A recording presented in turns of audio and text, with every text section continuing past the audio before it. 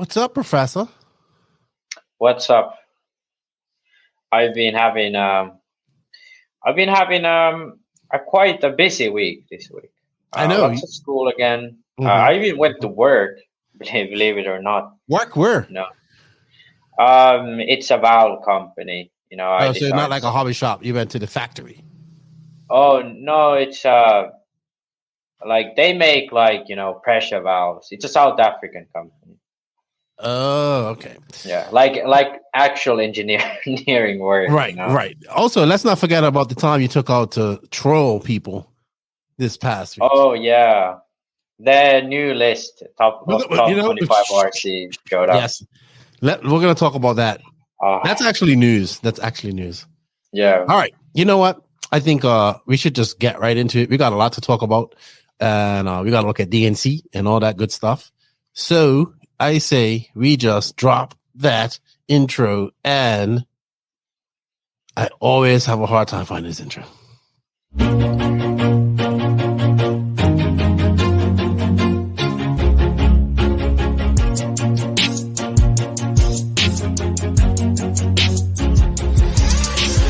Nitro is the glory, but e-buggy pays the bills.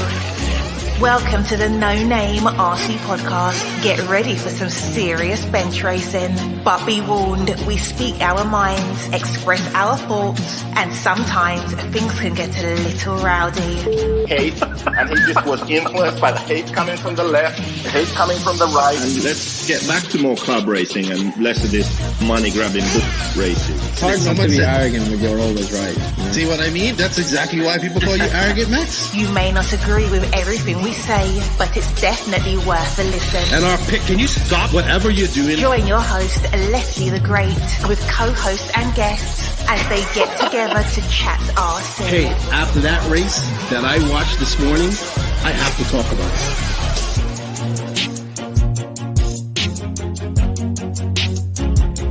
There we go.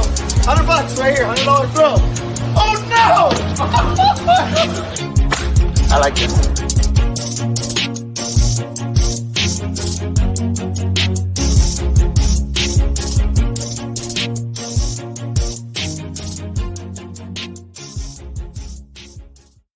Yes, indeed. Nitro is the glory, but e-buggy pays the bills. What's going on, everybody?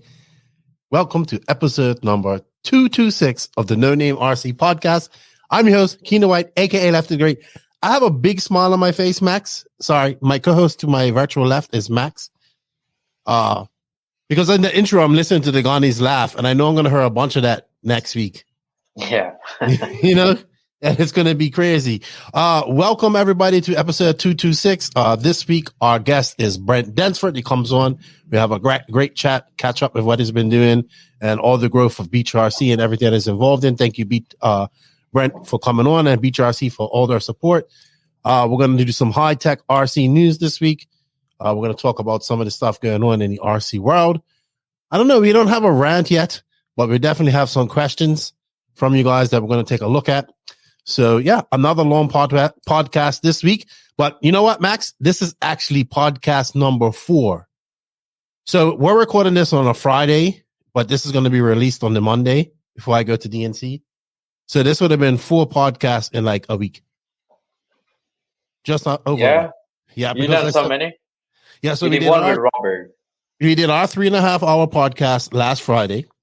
Yeah. Then I did a recording with Warner Crime and Aiden Horn for the INS race. I was actually supposed to do one more with Hefty about the snowbirds, which I haven't done yet. And then I did I enjoyed the recap with Robert. If you guys want to check that out, it's 225. He recapped Montpellier, so I really got to just pick his brain. I think I was the first person he talked to about the race. I don't even think he talked to JQ or anybody about the race yet. So he told me about his race. It's a good, quick listen for both of those. Go check them out. So yeah, dropped a lot of podcasts this week, and when you're listening to this, it will be the day before I travel to DNC, which I'm super excited about. We're going to talk about that in a minute, but I just wanted to say thank you to all of you guys, the NNRC squad around the world. You guys continue to support the podcast. Thank you for all the support. If you aren't listening to us on the audio version of this, please leave a review or comment. If you want, we are, we're kind of more focusing on the video side of things, but I know a lot of people still like to listen to the audio side. But if you can, go to the YouTube.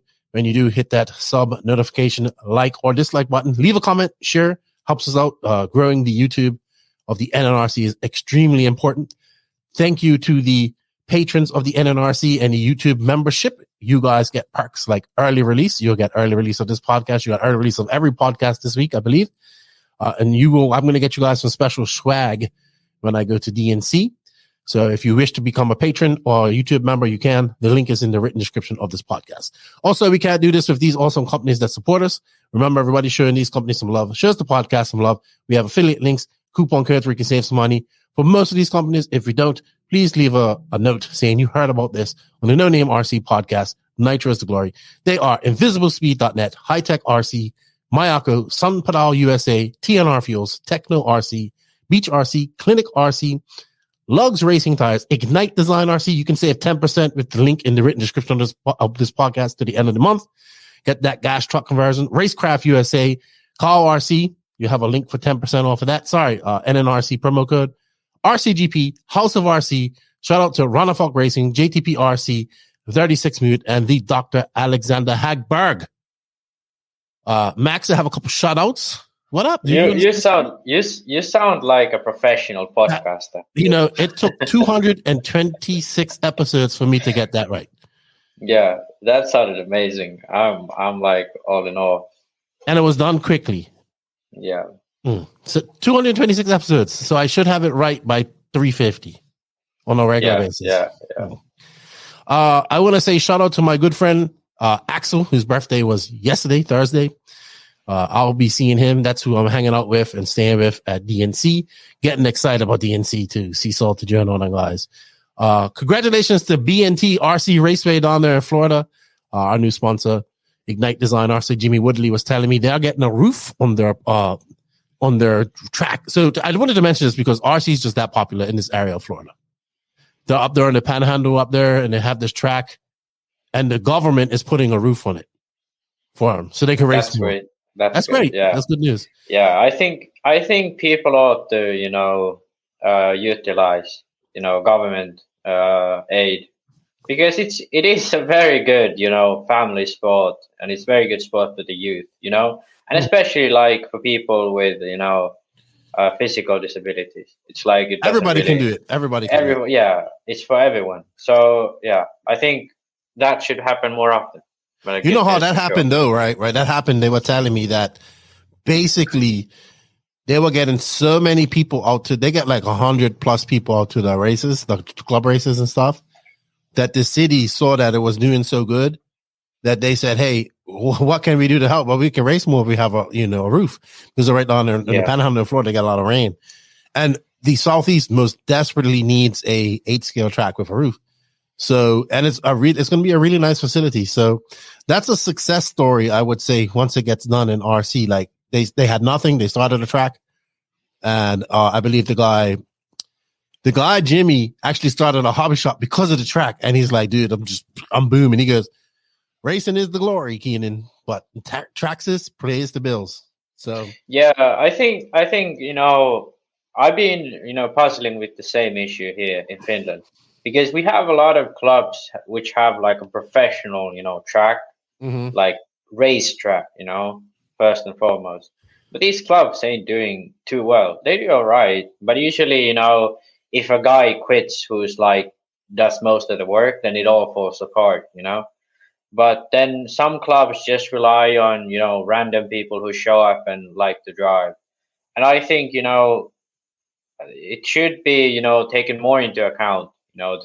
That you should obviously the best way to have it is have 2 tracks, one professional racetrack and one, for bashers and stuff. So then you have, both crowds there. But but this track has a bash field, everything. Yeah, like they have everything for everybody. Yeah, but if you want to bring people in, you have to, take the more casual RC.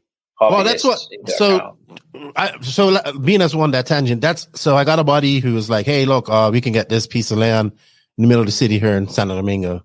It's be a paintball area." And I was like, "All right, if we do this though, we got to cater to everybody." Like, we got to have a crawler course. I said, we got to make a track. I said, we got to make a track. I said, actually, we need to make 2 tracks. Or we need to make a track that can be easy for everybody, maybe an oval in there, if we can get some electric guys down there. And I said, we need to look at artificial surfaces as well, because we can't be doing with dirt. It's just too hard for people. So hopefully we'll see what happens. That's something I'm going to get into when I get back. But congratulations to this track. Happy to see that. Also, big shout out to our good friend, Jack Parsi, young Australian racer, made his first trip over to New Zealand. Did very well. I think he finished second in e-buggy and nitro buggy. Good to see our friends over there in New Zealand, Mark Johnson and Bevan and all those guys, long-time JQ guys who are now my ACO guys, having the New Zealand Nats. So I was talking to Jack, his dad, while they traveled. They made a whole vacation of it. The whole family went over there. Congratulations to Jaden Jameson. I believe this is from New Zealand. He won it. I met him at Silver State. So good to see I think there's a race going on this weekend. It's like an unofficial RCGP race that they have in Australia. So they're having that this weekend. Get well fast to Tim Long. I think he was at a race this past weekend or something. And maybe, I don't know if he had a heart attack or something, or he fell. I think he might have fell, but it sounds like he broke some ribs. And I don't know, might have got a pacemaker. I'm not sure, but I saw somebody post about it. But he seems to be on the mend. So that's good to her. Shout out to Tim Barth. Keep your head up, going through some serious chemo and radiation.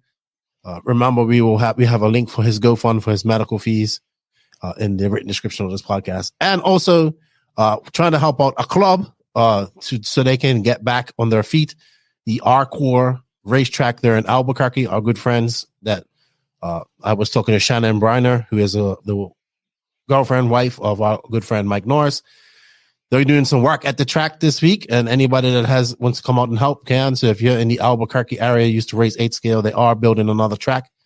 Go out and check them out. They need your help. They need to get the track going again. So yeah, there we go. One track that's doing well and got a roof on it, and another track that's struggling to reopen again. That thus goes RC, you know? So yeah, and the unfortunate bit is you can't always affect the outcome. It's a bit of luck in there too. Yeah, I would agree. All right, Max. Real quick, what did you get your girlfriend? Do you subscribe to the Valentine's Day spend all your money holiday? Well, personally, I refuse to accept any sort of big holidays like Christmas and Valentine's Day and like Halloween, stuff like that.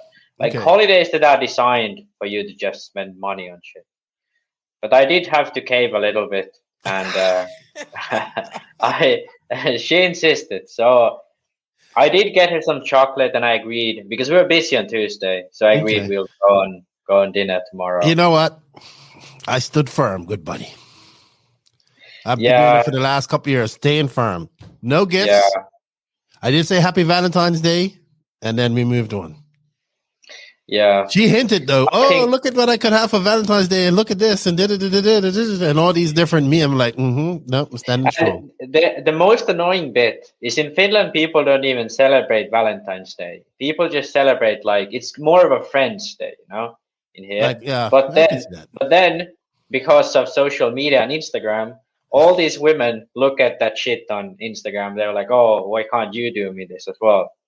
So yeah, that's kind of like how I felt. But I didn't cave. But you're young. I understand you got to cave. Yeah.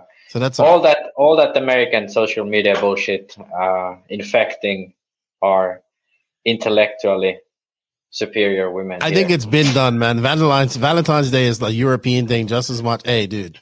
No, it ain't. I mean, maybe European, but not like, at least not big. Finnish. Dude, everybody here was selling stuff. Stuffed animals and flowers and balloons.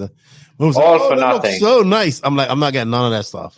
Yeah, fuck that. None of it. Don't even look at it. None. All right.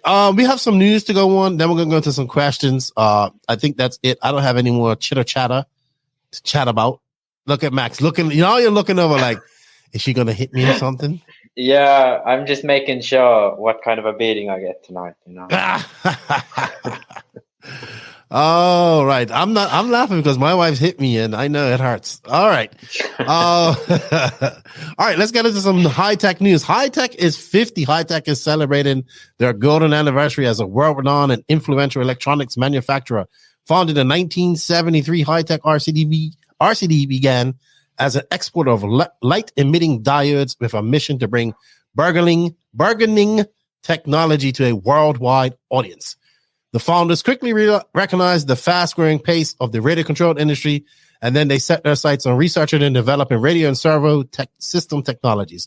For 50 years, our investment in both our products and customers have established High-tech as a world leader and innovator trusted by industrial and hobby consumers alike.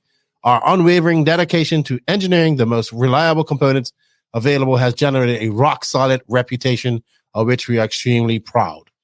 So thank you to High-tech RC. They just dropped their new RDX 1000 charger, as well as the new, I think they are I forgot their names, but I saw that Ron Falk had their new 1/8 scale servers that they dropped. I'll be right there in the High-tech tent at DNC. I think we're going to have 2 tents. I'll be on one side. I'll be there. So come over and check us out at the High-tech tent. See all our new products. If you have any questions, you can talk to Mike Mayberry. He'll be there, and the representatives from High-tech. Thank you to High-tech for all their support. And thank you for bringing us the High-tech RC news. Max, I think besides the top 25 burning down the internet this week, as it always does. I don't understand how it's gotten so bad, because I remember, I bet it was 2018, 2017, 2018, around that range. That's when Joseph and I complain about it, on Facebook. Yes, I remember Joseph literally almost he went really hard. Yeah, he went really hard. Him and Fat Jesus stopped being friends because of this. That was a huge thing. He blocked me and even my dad and Joseph, everyone who was associated with him, he blocked. Guess what? Yeah. No, he's not. I'm not blocked by him now because I have my new Facebook. But I am not friends with him either. But yeah, it got I think I talked with Rick after that, and then I don't know when it was. Was it immediately after? But then now it's kind of okay, I just think there was, initially there was a bit of an American bias, but after that it's kind of died out. And to be honest, since then, since then, trigger the Italians a lot. Listen, it used to, yeah. Since then, it still does. It still does, but it triggered the Italians a lot. The Europeans used to care a lot about it. Remember Boots even asking to be taken off it, his name being able to take off it. Yeah, so I think now it's switched to the Americans. They're really aggro about it now. Yeah, I think Americans have always been that. That's when it reached peak aggression was 2018, 2019. Then it kind of the aggressiveness around it died down. But now it's coming back. Since the Worlds, the Italians were really angry after the Worlds because Ongaro was at number 1. Yes. And for some reason now that top 3, Mayfield popped up into 2, but top 3 was pretty European for most of the year. Americans are getting pissed about it. So it's everyone's pissed right now. And I don't know anyone who's happy on the fire. Yeah. The only one who is happy about the list is probably Kanas, I think he's the only one who's and you, because of the engagement that you get on it. Then you're hey, let me throw a grenade plus gasoline on this train wreck of a fire. Actually, let me... Dude, you had guys fucking you off in Spanish. Yeah. Especially that Canas was up there. What you gonna do that, you pinche pendejo? I feel it's insane how it triggered some people. Point. It's triggering people right now. Okay. I wonder if Rick just sits back and kind of enjoys the stuff that comes afterwards. I've been 3, 2, 1 internet RC interweb melting in 3, 2, 1. So this is what I posted. I obviously it's amazing how people read this and think I'm being serious. How do you do it? Obviously this is just a dig at other oh my gosh, that sent people in batshit crazy. I mean, I would I would probably show some of the comments, but I want to keep this podcast, at least somewhat, nice, not total filth. Hey, when you posted that, I think I would have been drinking a beer or drinking coffee. I can't remember if it was morning when I saw that. Probably morning.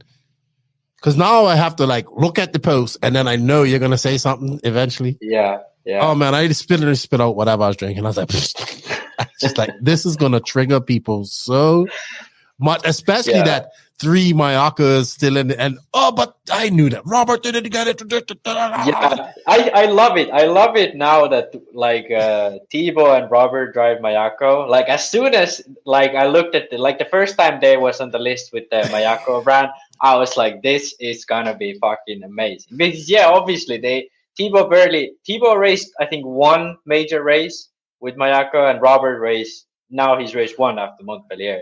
So obviously all of the results. No, he did bump his results up a bit after Montpellier. Oh, yeah, actually, Robert. So I mean, maybe if he bumps up next time as well, I'll use that. Hey, but all I know is that the funniest shit is Mayako is actually the most popular car in the top. If you look at it, obviously, people are gonna get so triggered at this.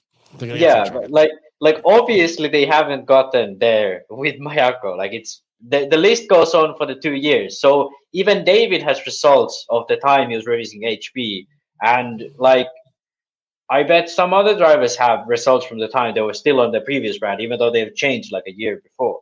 So it's a long time, the list goes on.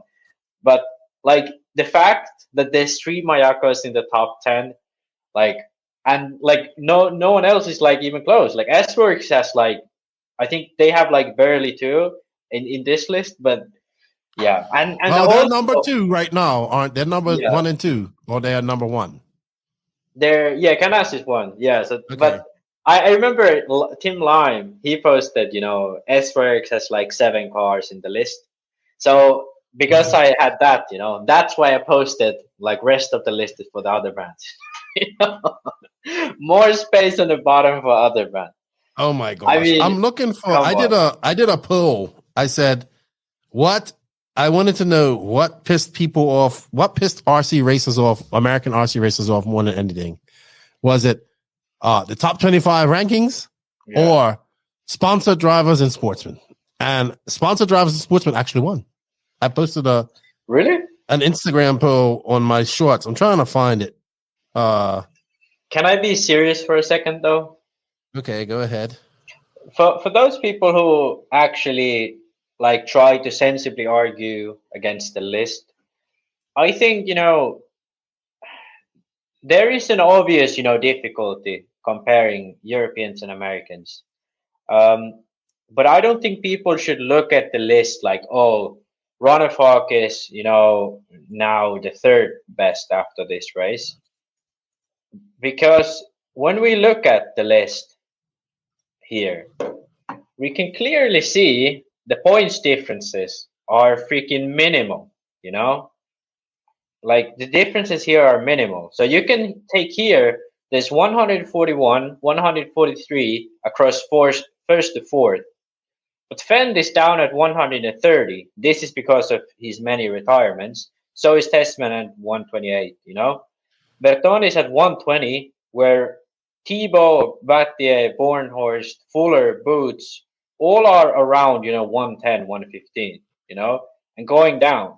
So the way you should look at the list is look at these guys. They have barely a 2-point difference between them. So this point scaling system probably has a margin of error or at least 2 to 5 points, because every time you use a scientific formula, you estimate for a margin of error. So effectively, how you should look at this list is look at the points and see that these guys are quite well matched up in their, events for the past 2 years.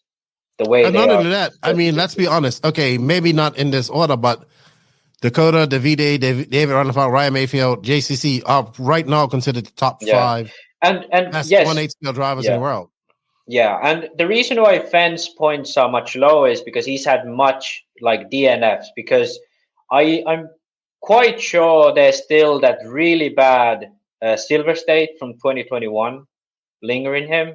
Mhm. Also, a few DNFs from 2021, which put him down. And also, he had quite a bad result at the Worlds, you know. So all of those things, like after that drops down, his points will rise up close to these guys again. Yeah, But yeah. the list isn't like now that Ganassi is number one, he's absolutely number one, or like David is absolutely number three or whatever he's now. The list is about a scientific formula, which is a margin of error for probably at least 2 to 5 points. And with there, you can sort of estimate where these drivers are ranked. And at the top, it works quite well. But in the bottom, there's much more, issues because some of these people don't attend all of the races. Maybe they do well at one race, don't do a race at all somewhere else. And then also, if like some people may not have a big enough sample size, like McBride, for example, he was one of the, I'd say, top 10 races for most of the like last 3 years, at least before COVID. And he was never nowhere to be seen on the list because he just didn't get enough races in to gain those points, Mm-hmm. So if you talk about the list seriously, you should look at how it works and look at what it produces, the result it produces. Yes, we can argue if they put too much emphasis on certain type of results. Should they factor in DNFs? Maybe. I'd argue yes, because we're trying to. If it's independent of a driver error, then I think that DNF should count as throwout, unless there's like too many of them or something. I just keep it in because it gets people triggered. That's all I care about. Yeah, is the engagement afterwards. Yeah, that's but I just wanted to make this point clear, so that for those people who actually want to have an intellectual, discussion about this, I don't think there's many people out there, but for those very few who do want to, that's why I wanted to offer my actual thoughts on it. But that all being said, there's 3 Mayakos in the top 10, baby. Screw you, everyone else. Okay. I think that hurts people. Anything JQ related in the top 10 right now is painful. All right. The other thing that broke the internet this week, and I tell you, man, my detective skills are getting really good. Really good, Max. Oh, the Elstrom. Where there's smoke, there's fire, Maxels. And, oops, I lost it. There we go. I have it too. You have better pictures? Yeah, let me just. I'm just using the Facebook pictures. Oh, here we are. Yeah, I got some. Let me remove this. So we got this new Speedo coming out of the Czech Republic. Czech Republic. Yeah, Czech Republic. That's where Martin Bayer's from, right? Yes. So Bayer is from Czech Republic, and it's. I mean, there used to be a country called Czechoslovakia, and right. They are right next to each other. Their cultures are very, not the same. They are different, cultures, nations. Okay. But they are still they have a long history together. The language is similar, not the same, but similar. Okay. So I said something's up because Martin Bayer and Max Gotzel both left Hobbywing. We can see what's up. This was a big talking point this past weekend, obviously because of the screen that we have here, Max. Also, people were saying that it's too big. But here we have the Elsaram. It's called the company's called Elsaram RC, and this is their ESC called the Nitride. So, what are your thoughts on this, Max?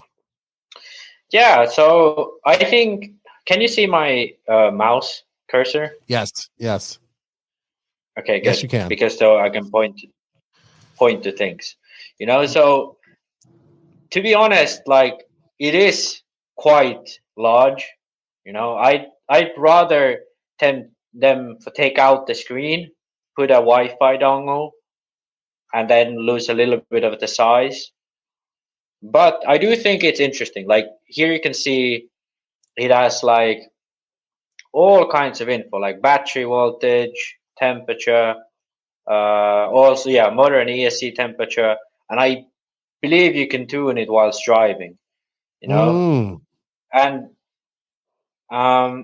you know, like it's just the clicks, and I'm not sure if they do have a Wi-Fi. I don't know. That's like the most interesting thing about this. It looks really nice, you know. It's really, you know, slick looking. It looks like something futuristic, kind of. Yeah, like how it just looks tidy.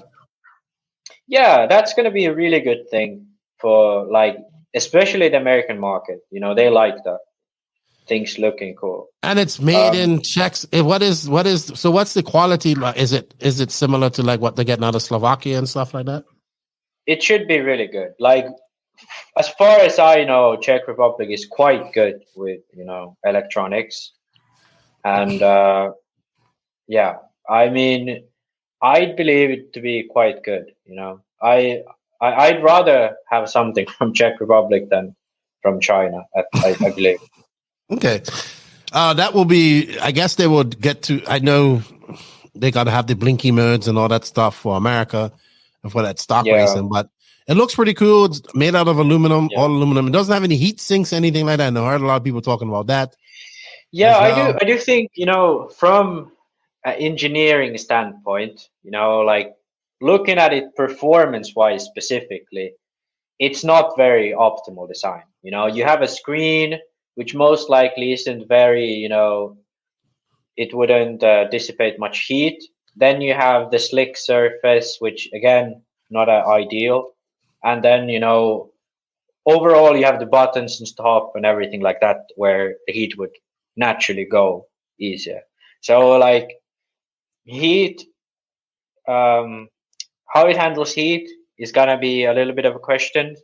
Perhaps it's like so good that it doesn't warm up. And to be honest, most of the time, like overheating isn't an issue in these days in ESC. Mostly the engine which overheats.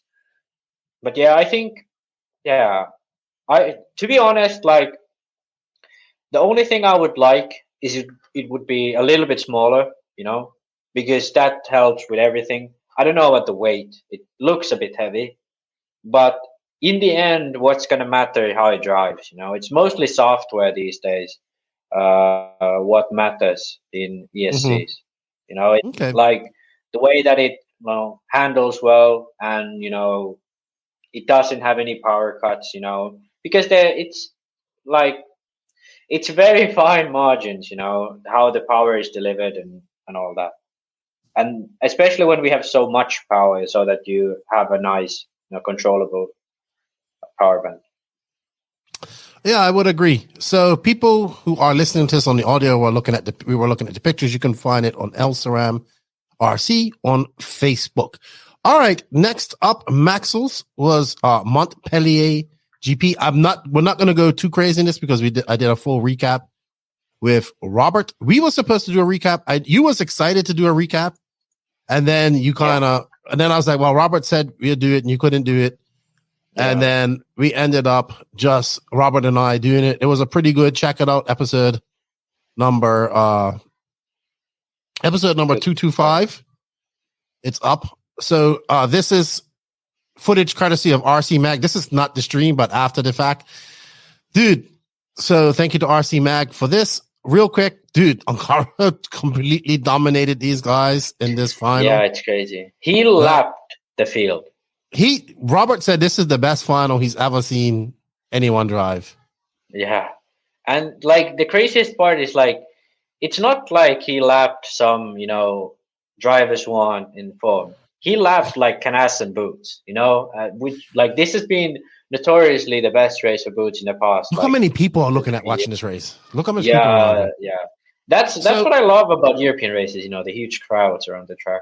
So I would say this, Boots, I said this on the recap. I think this is a great result for Boots. I did not have Boots second. I did. So yeah. Robert said this. He said that Juan Carlos Canas was very fast on Angara in qualifying, but made mistakes at the end of his run in the last two, and that's what gave it to Angara. He thought JCC was going to run away with it. But I think that's something we've seen. We've seen JCC be really fast in qualifying, warm-ups, all this type of stuff. but not put it together in these finals against Ungaro, against Ronafalk. And it's like, I almost thought that, I said this, I thought that him and Boots got caught up fighting with each other when they should have went and fought against this guy. Because I'm telling you, on the start of the race, by the time they got to that blue thing and Ungaro did that same jump, before the first lap, he was in front of those guys pulling away from him.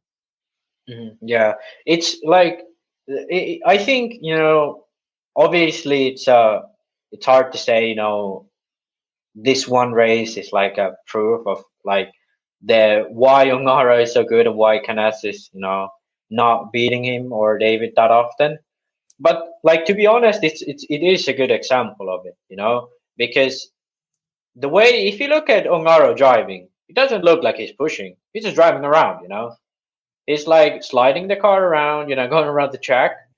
But if you take a look at Canas at any point, it looks like he's always going, balls to the wall, Not like Baruffalo, but still he's driving really hard, And, Ungaro has those little mistakes where he slides the rear out a bit too much, but he just calmly collects the car back and continues on, But dude, he's just put on a clinic. Look at him. Yeah, but I think this is what, is why Ungaro can be so dominant, because he drives a car that's naturally really, really fast, and he's able to consistently do that fast speed, execute the most out of the car that is possible without putting it too much, too much of a risk while doing it. Because if you look at Canas, he looks really fast. He lands with his wheels turned. He's always on power, goes in really hard, moves the car in the air. He looks like he's pushing harder. He's like, look at him. And even then, Ungaro lapped him, So, and it's not like Canas is a lower level driver than Ungaro. No, he's not. He's proven to be a quite. I think Ungaro just has that confidence that maybe Canas don't have yet. That comes from being a 2-time world champion and stuff like that. Oh, for sure. But I do think it's just like that definitely is a big part of it too. Canas needs to get, big wins under his belt. So, he can feel, it's a different feeling when you should win, then you drive like you should win, But also it's just like the way these guys, kind of drive, and like it's probably a lot of mental stuff. And like this is exactly why, Canas is always fast in like qualifiers and stuff, but in mains, he might have more mistakes because he's always driving, to his absolute edge. Whereas Ungaro is just going around a track, and as soon as he finds his rhythm, he just runs away from people. But in qualifiers, it's only 5 minutes. You probably don't have time to get into your absolute groove, and that's why probably here it looked like Canas was going to run away with it, but then Ungaro ended up like absolutely dominating. Yeah, finishing on the top 5 for that was Davide Ungaro, Elliott Boots. Great second for Elliott Boots. JCC, Ricardo Berton, kind of a quiet 4th. Robert Battier, dude, we changing his name to Bobby the Hard Way because he did this the absolute hard way. He was telling me about his story. But he had to go through the LCQ, and I knew once I saw him drive that, I was like, okay, finally Robert has stopped smashing the car, and to some extent, and just like, that's what he would do in South America. You go up there and you watch Robert, and I'll be like, he doesn't look like a professional car driver on his first few laps. Yeah. And it's like, how'd you make that? Sometimes you're just like, and then like a few laps in, he's like, then you start seeing the professional car driver, and then you're like, like, wow, know? So he made it. I think I told him, I said, I think 5th was a great result for you. Especially with his first real race out on this car. I think it was. And also, like on a track like this, starting from the back isn't easy, No, he started in 13th. It's a tight track, so there's no hope of like getting all the way to the front. But, so he said that I don't think he could have challenged for the podium. Probably, I think Canas and Boots were really fast. But I think 5th is a solid. Yeah, he could have. So what happened was he actually missed a lap when somebody crashed him, and then race control was not recognizing that he was in 5th, and So they were letting Parente and all that lot know that he's in, so basically he had to fight for position when he didn't have to fight for position. Yeah. So, but I thought a great race for him. I knew he was well relieved because imagine if had he not made this main, the shit that would have been talked would have been immense. But we didn't see Canas or Boots or anybody go up and challenge Ongaro. So a lot of people said it wasn't a good race, but the mid-pack racing was great. I will say this, that I'm so happy. I'm glad that we have coverage, and looking at this video, they did a really good job. But trying to watch the race was very difficult because they were using the announcer. So the announcer was announcing the race. You could hear him in French, like talking about Robert, talking about this, and you could hear the battle going on in the back. Yeah. But the video man guy was following, I think, Leonardo Valente in 12th at one point. And I was just like, come on, look, having worked in a stream all last year with different people and seeing how Nick does it and working with Danny, the cameraman have to be directed as well. And I hope next year, because I think that this race is getting a lot more English eyes on it. A lot more Americans are paying attention to it. I hope they get that English counterpart in there and just up their stream level a lot. But a good first race. A lot of these guys are on their way to a couple of days off, and then they make their way to California for DNC for the hot race this weekend. And good stuff. Great debut for the Matrix tires. We're going to segue right into that because Matrix released their new tires. Excuse me. So this is I'll bring him up. Yeah, you have them. So this is a Star. Let me remove this. Thank you, RC Mag, for your coverage, by the way. So this is I should like this. Like they call them Skywalkers. Like this is like almost Star Wars themed. But I have to say this, their commercial, which I'm not going to pay because I don't want to get copyrighted in case it's anything in there. Finally, we're using RC drivers as actors. Yeah, that was good. That was nice. And it looked like they had some, good, ideas behind it. I don't know. Yeah. I mean, it's probably not perfect, but I think, the attitude was great, and I like that. Yeah, I see what they're trying to do. So we have the Stardust, which looks like an impact type tire. Yeah, so we can go through it. So this is the Stardust, which is, if you've ever seen an impact or a blockade, they say far from it. But I think, the thing with tires these days, it's not really about the thread pattern. It's more about the rubber, because thread patterns are really easy to copy. It doesn't take much effort. But the rubber compounds are something that really, separates the manufacturers from each other. But yeah. So that's the Stardust. What's next? This is the Stardust. And then we have the Nova, which is effectively the same. Like a Vesuvio or the Sismig. I think it's Magma. Yeah. What is it called? Magma.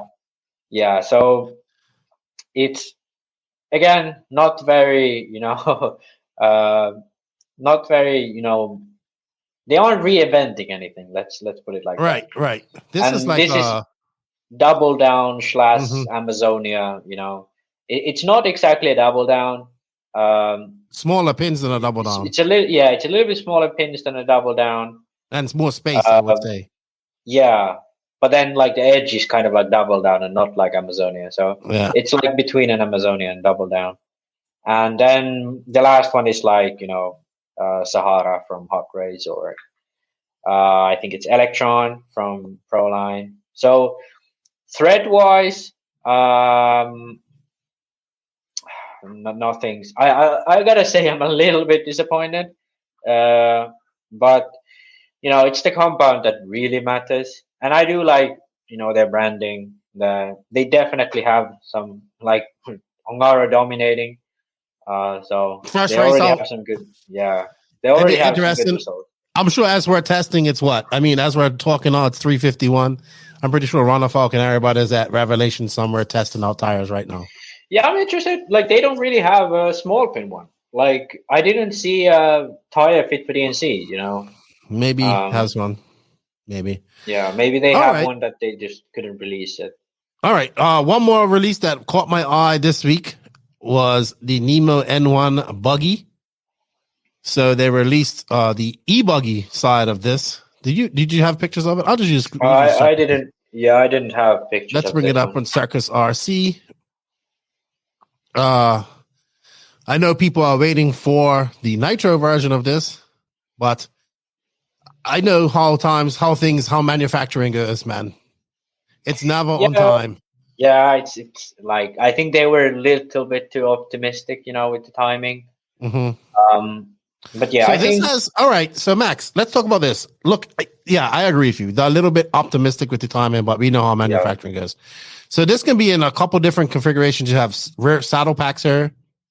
Then you can reconfigure the motor and put it over here with like one single pack. I think that's pretty cool. Mm-hmm. This is a shorty pack. It looks like. Yeah. No, that's a real shorty pack. Yeah. So you have various different configurations here, man. I like this. Yeah, but it's like the X-ray design. Okay.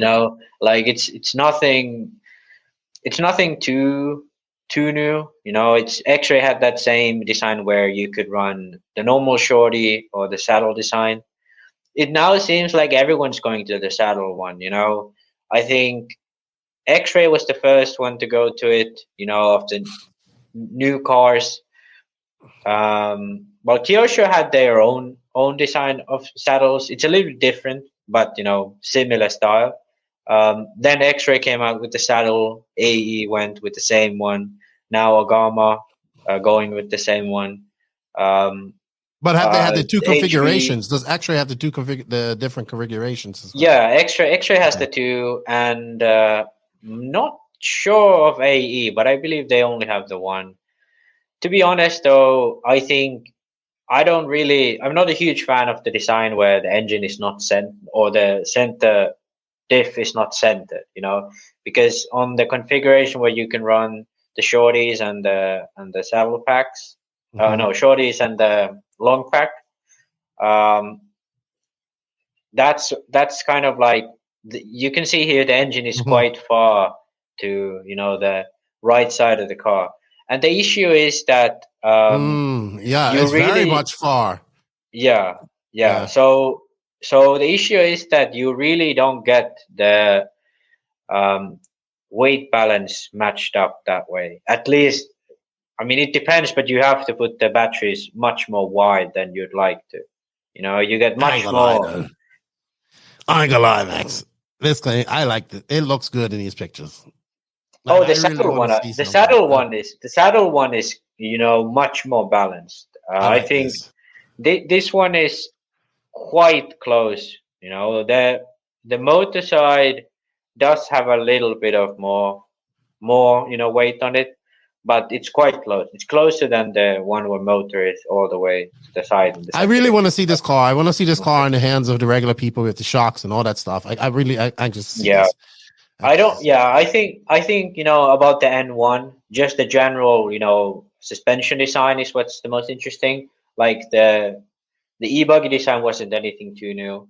Mm-hmm. But I think the bigger news is just everyone going to the saddle design. It was actually Serpent who came up with this. They had it first, but they didn't have shorties. They had the long packs. Yeah, let me.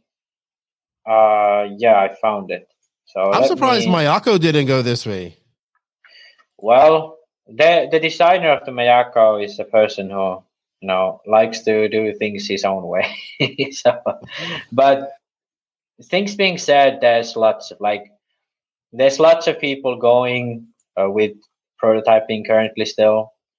So trying different stuff. I even have three different configurations of batteries right now. So we're still trying stuff, but I think we're going with quite the basic layout that we've had for a while, because that works and it's quite easy to drive, to be honest.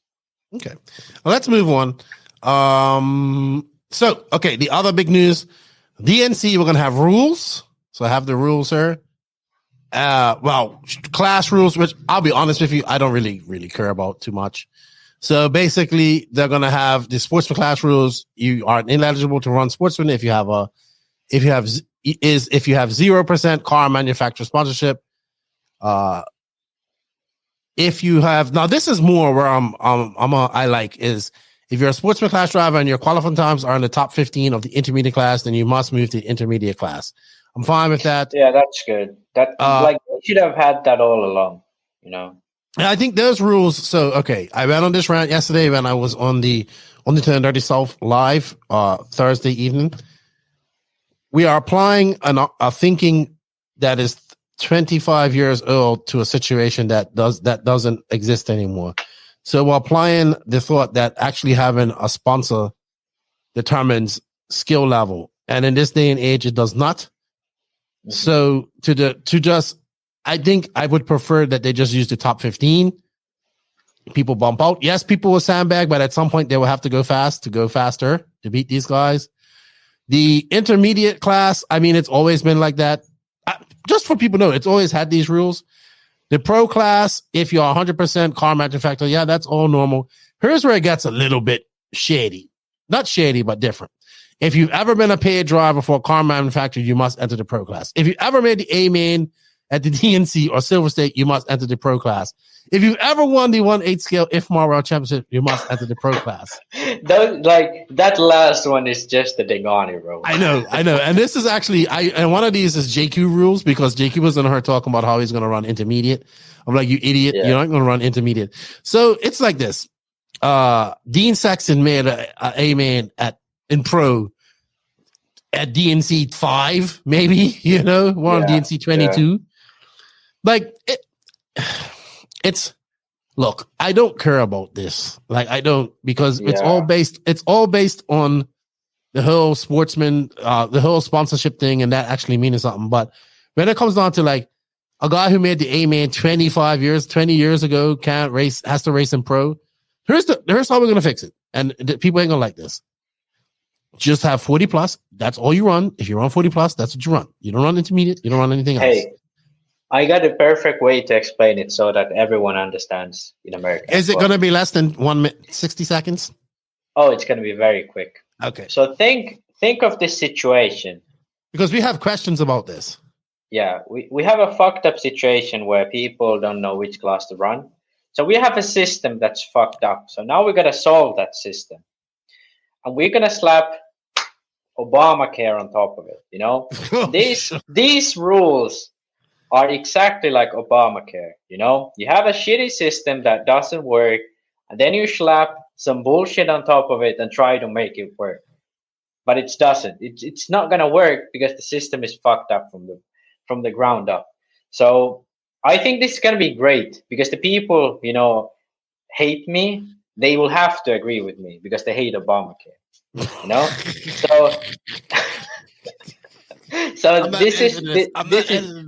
this is why I'm the professor of everything, because if you agree with these rules, you're agreeing with essentially Obamacare for the sportsman intermediate pro class structure.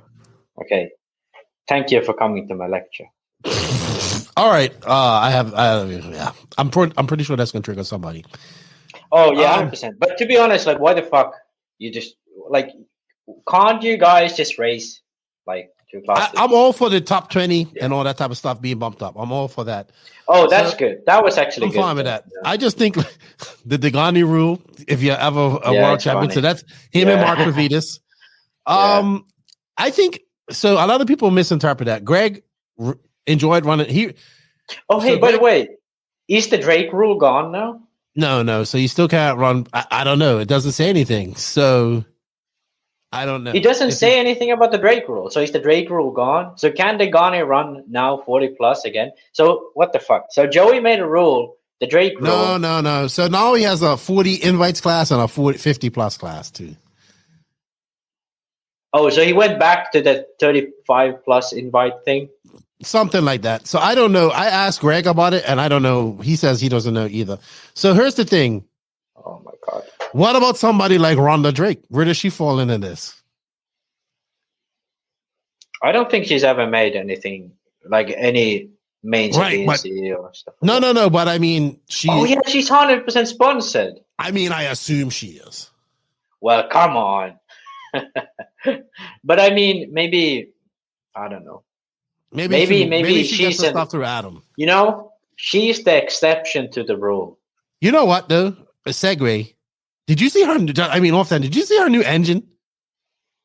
Yeah, those look cool. Like, I actually dig it. The pink and black heads look really cool.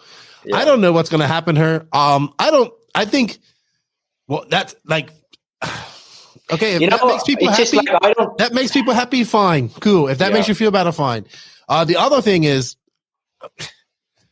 I know Joseph's going to complain so much about those rules. The other thing is, the referees. I saw Jeff Keaton's trying to complain about it and say this and say that. Hey, you know what? I am happy to see that they're going to have referees. So now a lot of people are saying, what about referees? Because I know this is a big, we went from wild and free, get away with hitting people because the RD didn't see it and all that type of stuff. And everybody's been claiming about, hacking and all this stuff. So now they're going to do something about it, right? So we're going to have referees. Now, I know people think like, oh, a referee means you just got to come down and do immediate, like stop and goes and all that stuff. I watched the guy Stetson referee at the Worlds, and he was more about managing the race than anything. Yeah. And he did a great job. Like he would say, all right, car number this, that was a little bit aggressive. Let's not have that no more, blah, blah, blah. Give him, he managed the race really well. So a good ref is going to actually help this race. Like I watched Mal at RCGP do a good job as it. So I think this is a good thing. People are going to get, like, he's not going to get everything right, but he's going to get more right than the RD because the RD can't do everything. The RD can't watch the lap times and call the race and do other stuff. But that guy on that driver stand, he can watch. Maybe it's two people. And I think it's a good idea. Now, will they get everything right? What rules? Now the whole other thing comes. See, when you open up this whole can of worms, it still comes back to the whole thing is that what rules are we going to follow? What federation are we going to follow? All this type of stuff. What's going to be fair? Does the raw rule book actually have any proper rules about takeout? This is where I see. Are they going to follow raw rule book? What are they going to do? Right, but this is where I see the chance for raw and these big races to collaborate. Oh yeah, but here's the thing.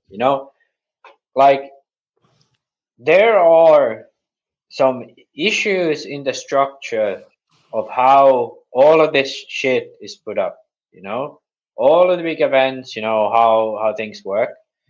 Trying to figure out some nitty gritty little shit here and there isn't gonna solve it, You have to, take yourself, by the neck, pull yourself up and shake a little bit and be like, hey, our system is fucked, Like Raw doesn't do shit. These races, they try to do shit, but they don't really, they shouldn't be the ones to do it. Joey shouldn't be the one to be like, hey, let's make these rules and like that. No, he shouldn't have to make the rules. There should be rules already. So yes, hopefully exactly. Hopefully they're going to follow. The only thing Joey would have to do is to say we follow these or not, But the issue is that, like, when we say, hey, Joey, we want you to have some rules and do stuff like this, it shouldn't really be up to him to make the shit work.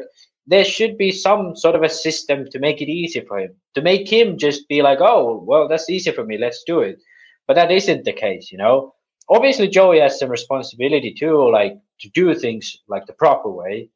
But like currently, just everything is so fucked up that it's just like you can try to fix it, but you have to like make a huge change to make it actually work really well. I agree. I think though, like the simple things are good, like the top 15 to go upper class, like that 100%. That's a good thing. And then having referees all together, I think that's a good thing. People get used to it. People get used to it. If that referee is out there, and so a lot of people think like just because you hit somebody, it's an automatic penalty too. I've seen cases where people have hit each other. The person that hit was on probably the losing end of it. And the person that got hit didn't really lose anything and no penalty awarded. You're not going out there to stop hard racing. You just need to stop. Look, there might be times where contact might be like, hey, 50-50, keep on going. There's probably more times than that. Yeah. And also the there are those situations where, you know, the RD might see two guys fighting. The one takes out the other, you know, a corner before, and then the next corner, the other takes the other, and only one of those situations gets penalized, you know? Like, it's also, you know, stuff like that is annoying. And then I don't think they're gonna get it right every time when they do this, but it's a start. And for people that are complaining about it, like, where do we start? Like, you have to start somewhere. So I give 100%. I give Joey props for getting them in there. And but I still feel Raw should eventually this would be a great opportunity for them to collaborate and all this stuff eventually. I mean, props for Joey for, you know, taking, like, because clearly this year he has taken all of the things more seriously. I think there's still a lot of room. Yeah, that for sure. That's a big thing about it. But I do think there's still, you know, this isn't like the end of it. You know, this should be the first step, you know. It's a good step for sure, but it isn't like, you know, this should be the end of it. But I think, you know, these are the things that we've been asking for, and now we're going in the right direction. I think it's a good move. I agree. I think can I show an e-buggy from 10 years ago? Actually, an RTR e-buggy. Actually, we have tires here. Where it was. Here. It's an e-buggy from 10 years ago. An RTR from Serpent. That's the freaking same layout. Their buggy, like the race buggy, also had this layout, but like this exact layout, everything the same. There's no difference at all. This was made like over 10 years ago now, and now we're all running it. It's like, I don't know how this always happens. It was the same thing with, you know, body shows. You know, everyone was running, like, the J Concepts silencer came out in 2013, you know, but people started running it in 2017, 2018, you know, like, some folks ran it before, but, you know, it's crazy. It seems like it takes so long for things to catch on. Yeah, I agree. You know what, though? I think that's all the news that we have today. Thank you to High Tech for their continued support. Check them out at where to buy, hightech.com. Sorry, hightechrc.com/where to buy. I think we're going to go on to we have some questions, Max. We're going to go to the Beach RC. Then we're going to bring Brent in for his interview. Then we're going to go, in our conclusion, just have a quick talk about DNC and take our picks. So with that said, let's get on to the Beach RC Bench Racing Q&A. BeachRC.com, the racers' one-stop online hobby shop. Choose from all the popular brands and variety in stock with super fast shipping and great customer service. BeachRC.com still has the local hobby shop feel with all the benefits of the internet. BeachRC.com is the exclusive distributor for Ultimate Racing, JQ Racing, Pro Circuit Racing Tires, Nitro Lux Fuels, and Assault RC Performance products. So fill up your cart and check out at BeachRC.com today. And thank you to Beach RC and Brent for all the continued support. Also, thank you to Brent for coming on and being our guest this week. We do have an affiliate link for the Beach RC website. If you can use it, it helps us out. We got a little slice of that. Max, we have a bunch of questions that we're going to try and get through on. Let's see. The professor is popular. Yeah. All right. So we're going to go through. We're going to look, Max, we can't spend 2 hours on questions. So we've got to learn to. I will be, you know. So I think this is from our buddy Powell, Nick Tikova, Track Design. Do you have time to join my test training program? I don't know. Maybe. I was supposed to do it, but then the track wasn't ready, so I couldn't. Okay. Maybe now I could. Yeah, it's interesting. Okay. No. P. Parrot. This is from Instagram, by the way. Follow us on Instagram.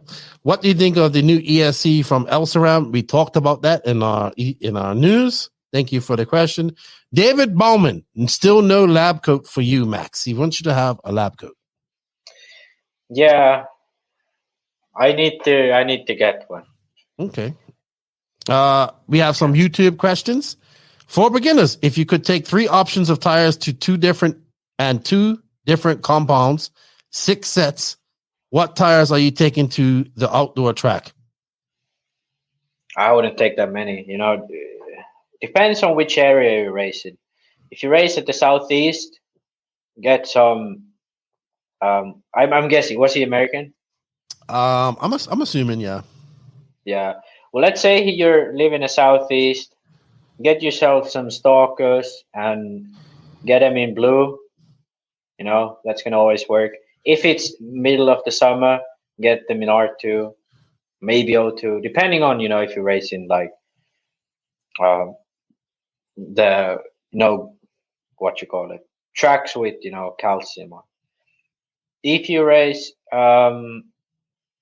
reflex is usually pretty solid option if you're running JC. If you're running on the West Coast, get yourself some hot race. What are those called? Bangkoks in soft. Mm-hmm. Maybe J Concept reflexes in blue. Because here's the thing: you can always run softs, but when it's too hot, you can't run super softs. Like maybe if it's like middle of the winter, super softs are going to be better. But even when I went to the ESC, right, I ran blues, so which is soft. And then indoors, I'd say reflex, like East Coast, all of the indoor events, reflex green is like the solid choice most of the time. Maybe if it gets really dry, then you go with the blues. But you're safe with those always. Okay. Then I think I covered most of the bases. But if you go through those answers and you can see sort of a pattern, which tires work the best. But some specific tracks require other tires. If it's really there's a lot of tire where it's an abrasive surface, then something like Amazonia in like even medium could be a good option. Okay. Chumley RC, I have a question. Why does the show kind of make fun of 10th scale 2-wheel drive buggers? I think I used to make fun of stock more than anything. Yeah, maybe he confuses, stock with 2-wheel drive. But no, I don't actually. I actually am a fan of 2-wheel drive. I don't know. I think I made more fun about 4-wheel drive. I actually I'm all about stock now, so I'm cool. You're all about stock? No, I still hate stock. Okay, I don't hate stock, but I hate the way people, do it. It's awesome. Daiquiri Man asks, do you guys dig vintage skiing? Have you ever built a clodbuster? No, but I've always wanted a clodbuster. I used to drool over that. It's the Tamiya monster truck. Oh yeah. I've always used to see them in the magazines and I want one so bad. And then somebody would have like a super modified one and put it in Rita's Rides. I thought it was so cool. All right. Kevin Mendez has a question about the Kingpin knuckles in his MX-8. Man, I need my glasses. Something on the center of the knuckle, and he had to use a red spacer on the bottom and a red spacer on the top to center at the knuckle in order for the short Kingpin with the hurl in the bottom to sit flush. You would know more about this than me. Yeah, so basically if you run I'm pretty sure if you run the knuckle in the center, you run the short ones on both ends. Oh no, the tall one in the top and then the short one in the bottom. Maybe I'm wrong actually. I'm confused. I have no idea. I gotta be honest. It's been a while. I always run the knuckle down. I think he got his answer though. I think he got his answer in the Discord, or Tony helped him out, he said. Yeah. All right, let's move on. Mark Thomas, realistically, how could North America implement a system to compare with EFRA, where you have ranked drivers for A and B Euros that would mirror the American split between intermediate and pro Sportsmen should go away and be replaced by novice. Damn, I sound like arrogant Max. Is this what House of RC was meant to do? Does House of RC compile lifetime, my RCM, and other scoring systems? Well, I don't think House of RC, truly, like, it kind of does that, but it doesn't. That's not really the purpose of it. It's more a platform for, all, like a hub type of platform. Right. That my RCM would have to be filled in there or something? Oh. I mean, you could. I mean, it's just that like the race organizers would need to upload the results to House of RC, and match the profiles and all of that. So, but like not nearly enough are doing it that it would work in that manner. But I think like people sort of overestimate EFRA because the Euro B, Euro A system, the way it's done, it's just that if you have, if you finished in the top 50 at the Euro A's, you can't race at Euro B's for the next 5 years. Okay. It just works that way, So there really isn't any specific thing about it. And I think EFRA has actually kind of, forgot about the Euro B's a little bit because it used to be a very, very big nice deal. Big deal, like Lee Martin won it, Ronefog won it, Marufolo won it. I have no idea who won it last year. Yeah, exactly. Like these guys who win it, like they don't really, they aren't significant. But back in the day, it used to be very big, drivers. Like, to be big drivers. All right. Well, let's segue to. Sorry, go ahead, because Charlie Mack actually talks about this as well. Yeah, but I think to answer this guy's specific question, I think it's actually just more about marketing, because if you look at it, Raw Nationals are always like full. For the past 2 years, everyone said that it's just like race to like entry soon enough so you get in kind of thing. Like it's sold out in like 15 minutes or something. So rather than everyone just going to this one race, you have, 2 races like this. And one would be, the Raw Bs where it would be not like the top guys. Like maybe someone, well, I think Lil Bump is too good already, but Lil Bump 2 years ago, maybe he could go there, drivers like that. Here's what I see. Joey Bardon's, those type of guys, maybe. I think he's already. He might be too fast too. Yeah. But it's kind of those guys who, does Jeremiah Robinson or what is his name from California? He's fast. Yeah, but he's flying now too. He's fast. He's fast too.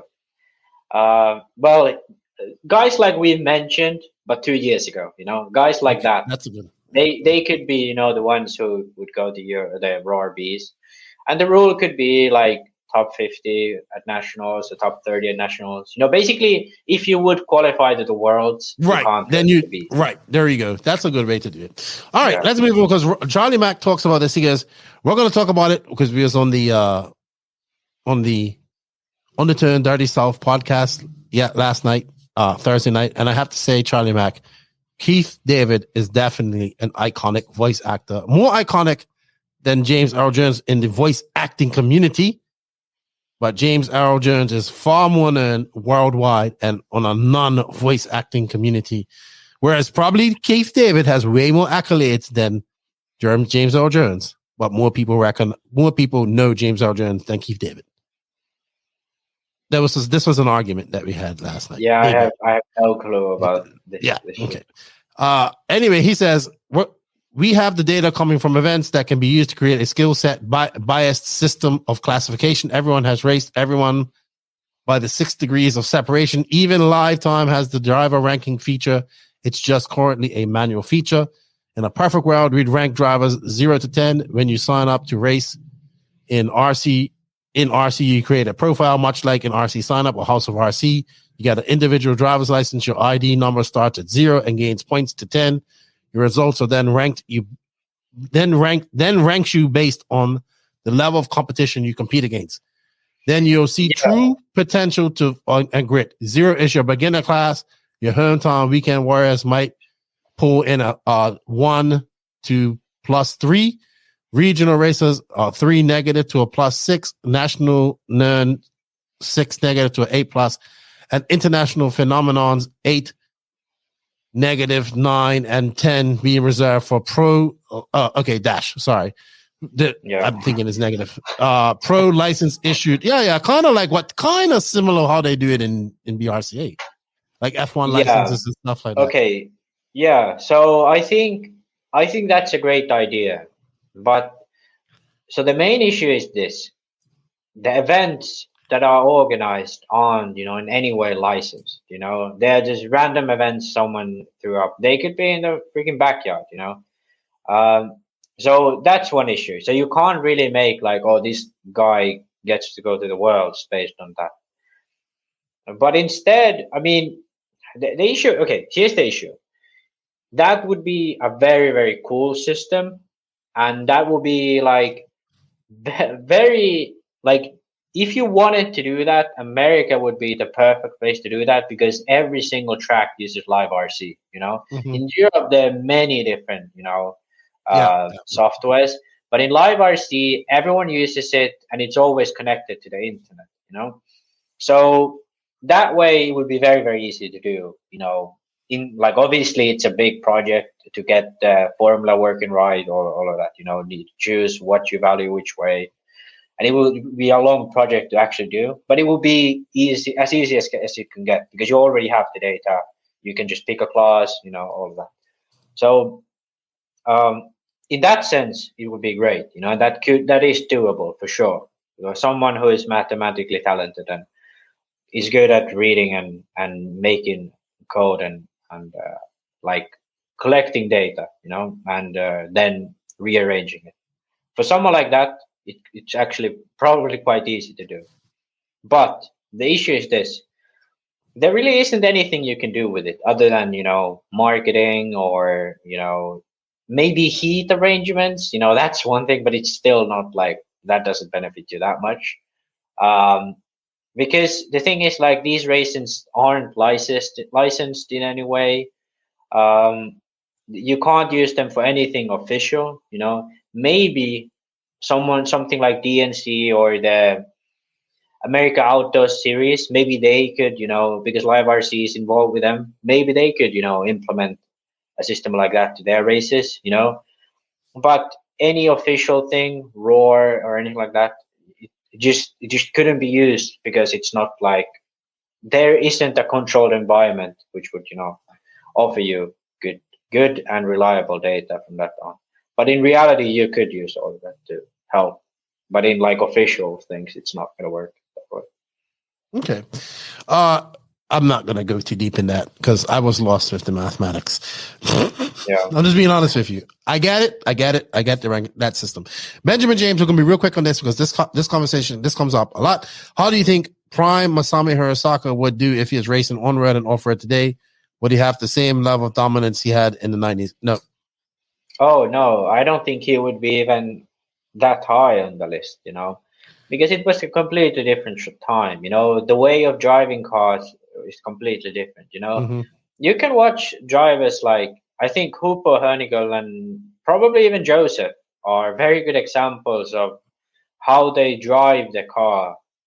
It resembles, the time where they were really fast, the time when cars were heavier, less power, all of that stuff, Everybody has first stuff now too. There's no batteries that. Yeah, well, that is the other point where Masami wasn't really, an unforeseen talent. Not like a crazy talent. What it was, what he took it as he wanted to be a professional. He wanted to be the best, and he took all the advantages he could get. Whereas other people were just like, this is my hobby, I race and maybe I get paid by, Associated or whatever. Yeah, he was a professional at a time and there weren't any. Yeah. And like the stories you hear about him going to battery factories and himself picking it out before the manufacturers even picked out their best ones, Like he had better batteries than the manufacturer he was sponsored by. You know, like those kind of stories are obviously probably most of them aren't true, but stuff like that definitely was the case. He took it more seriously. He put all of those efforts into his equipment and probably his driving too, and he made the most of it.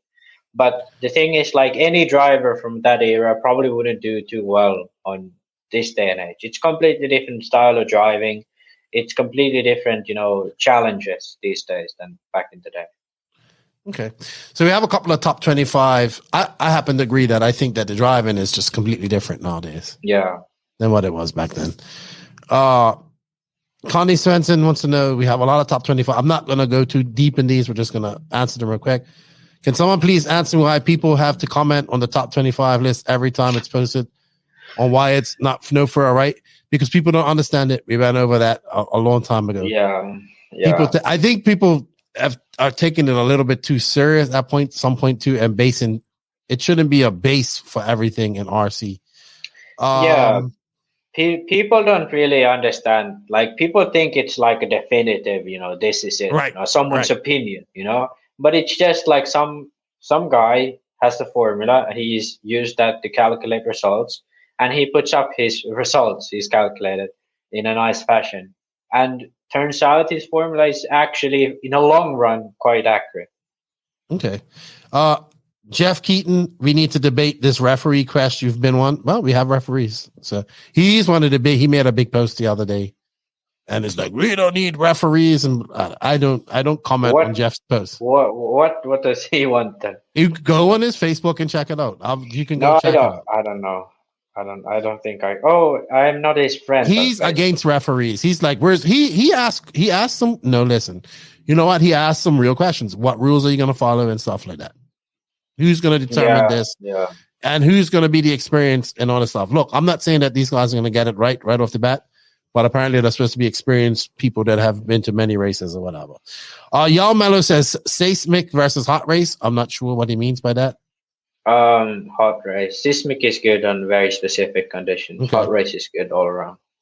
John Skidmore, how about not having warm-up races to make it fair? Also, all drivers get the same track time. I mean, 100%. This is 100%. But like he actually, no, I will say this, that probably Montpellier should be 4 days and give people actually, he said this, and I would agree with him. Yeah. Do I think it would have made a difference in the result? I think 7th was a good result. Yeah, like I think here's the thing. I don't think, you know, I think warm-ups in general are a bad idea. Like Euro warm-up, World warm-up, all of these should be just like cancel. Like no, like don't have races like this, you know.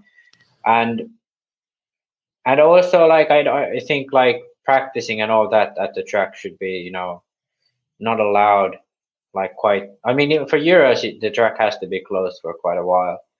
But I think, you know, these are just stupid because you make people go to the same event twice, you know, to I will say this. Only that one after come. I will say this. They had a world's warm-up and the same people were fast. Like it was no difference. Yeah, they had enough practice. That's it. Yeah, it was enough practice prior to that. That's exactly my point. Like that just like makes my point stronger because it doesn't change anything. You know, if you have warm-up races. You know why I like warm-up races? Because we get to talk about them. That's why.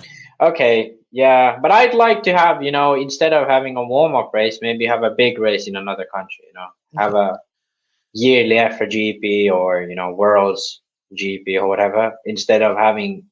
I think the Montpellier GP should just be. I thought it was a 4-day race anyway. 4 days get that actually a practice in. But I know the Skidmore says Johnny. His dad says this a lot. He's anti warm up race and anti, you know, permanent tracks and all that stuff. But I'll be honest with you. I think that 7th was a great result for them at this race. Yeah, I don't like, to be honest, it doesn't really make that big of a difference. It feels always that you could have done so much better. Like I sometimes fall victim to this, but it's just that it doesn't really make that big of a difference in the end. I think this is for you, and we're going to keep this quick. Robbie Smith, my good friend. When top drivers change chassis brands, should they be dropped from the top 25 list to have to get back to their spot with the new chassis? Basically results from oil brands to promote new brands doesn't seem fair. Like it's not the ranking of brands; it's a ranking of drivers. It's their ranking; it's not their brands. Yeah. So and the thing is, like, what's the limit?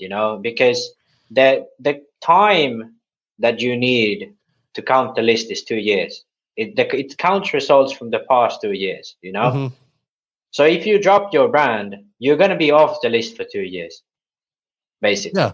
Unless you like win very high level races, then you're going to be maybe back in a year. People are just taking it a little bit too serious. I think that's your comment. Yeah. That's you rubbing it in people's faces. Yeah. Dan Thomas says, from homeless to professor of everything, it truly is a Cinderella story. It is, dude. Like, last year I was homeless, living in my, not even a studio apartment. I think it's called a shared apartment. Now I'm the professor, everything. I have the forest behind me, and yeah, it's just like a dream come true. Okay. Next question is something you wanted to talk about. Mark Bruton Young RC 10 scale upside down shocks. Whole Brothers have made a video. Oh shit! Yeah, I actually have 75 words, Max. 75 words. 75. Yeah. Okay. You just used 1, 2. So 3. Here is what the Hall Brothers they released a video about this. Actually, a great one. Actually a great video. Like I'm a little skeptical of all these people in RC, but they actually seem to know like what they're talking about. So I suggest to go watch and subscribe to their channel. Basically, it has seemed to become a trend again. Here is Noha Ben Mohammed. He finished 3rd at the Euros last year, I believe, 4-wheel drive, and he's running them as well. Not in the front though, I don't know why, but yeah, he's running them in the rear. So now my conclusion of all of this.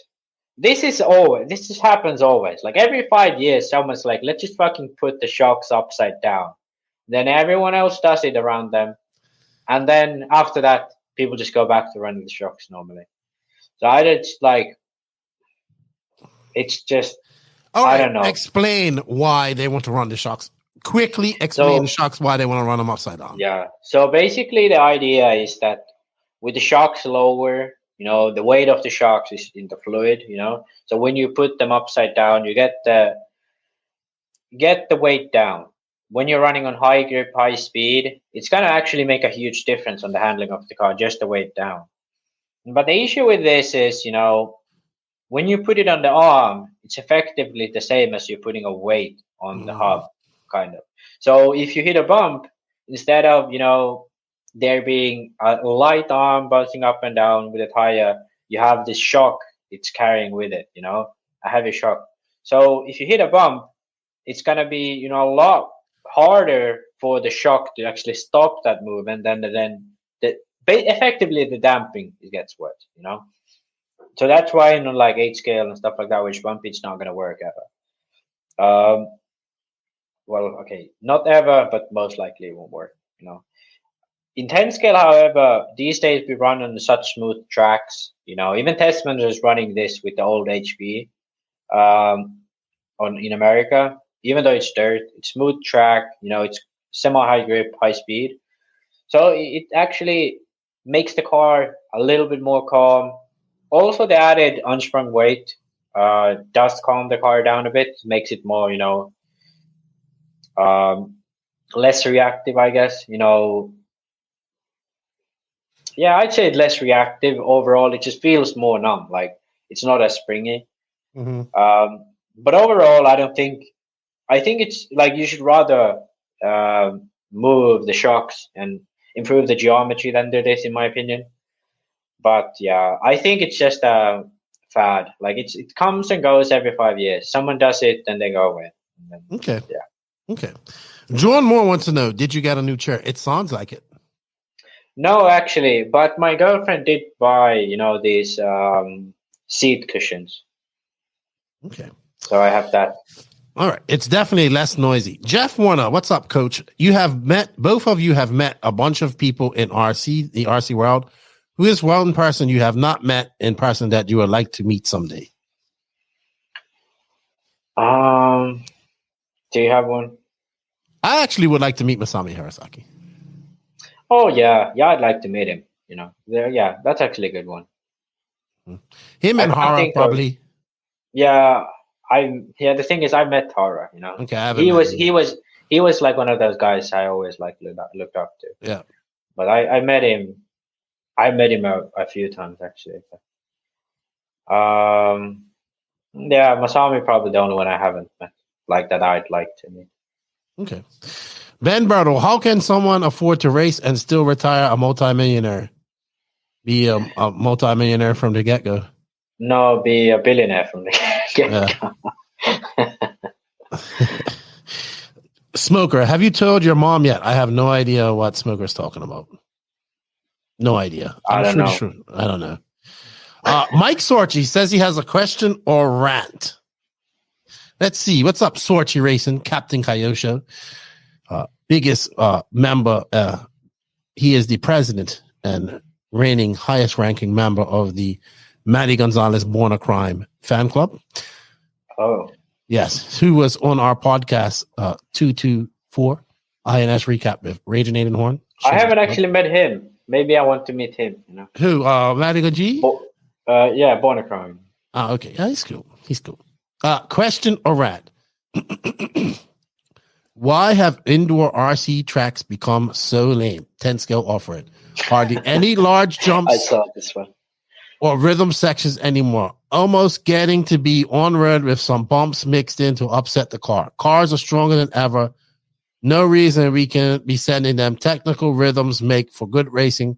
This one line smooth tracks with little bumps, jumps, obstacles are hard to race on with open wheels. You have doors and on road, so you have to. If you touch, it's less likely catastrophic.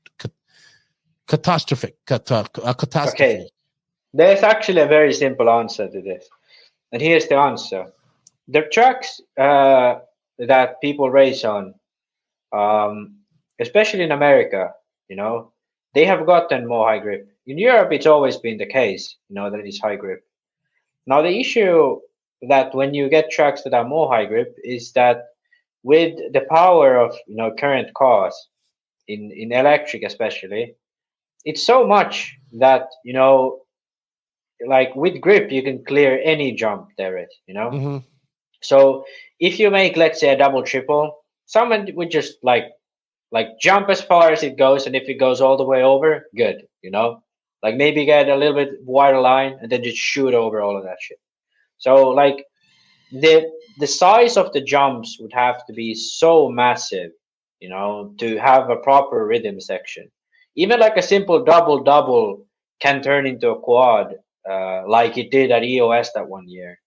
And because it was such a high jump and very close to like Marshalls, they had to actually ban it at the EOS, like Scotty was like actually penalizing people for doing that quad. So that is the reason. You have so much grip, so much power, the cars are light.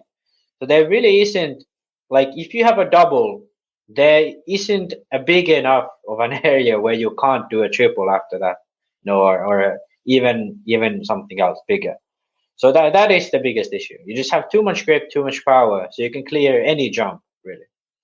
Otherwise, if you have smaller jumps, then it's just lame. You have those little knobs and. At Masters of Dirt, they had a jump going up to the back side of the track. Yeah. And that was actually, so Aiden Horn was the only person really doing that steadily in four-wheel drive.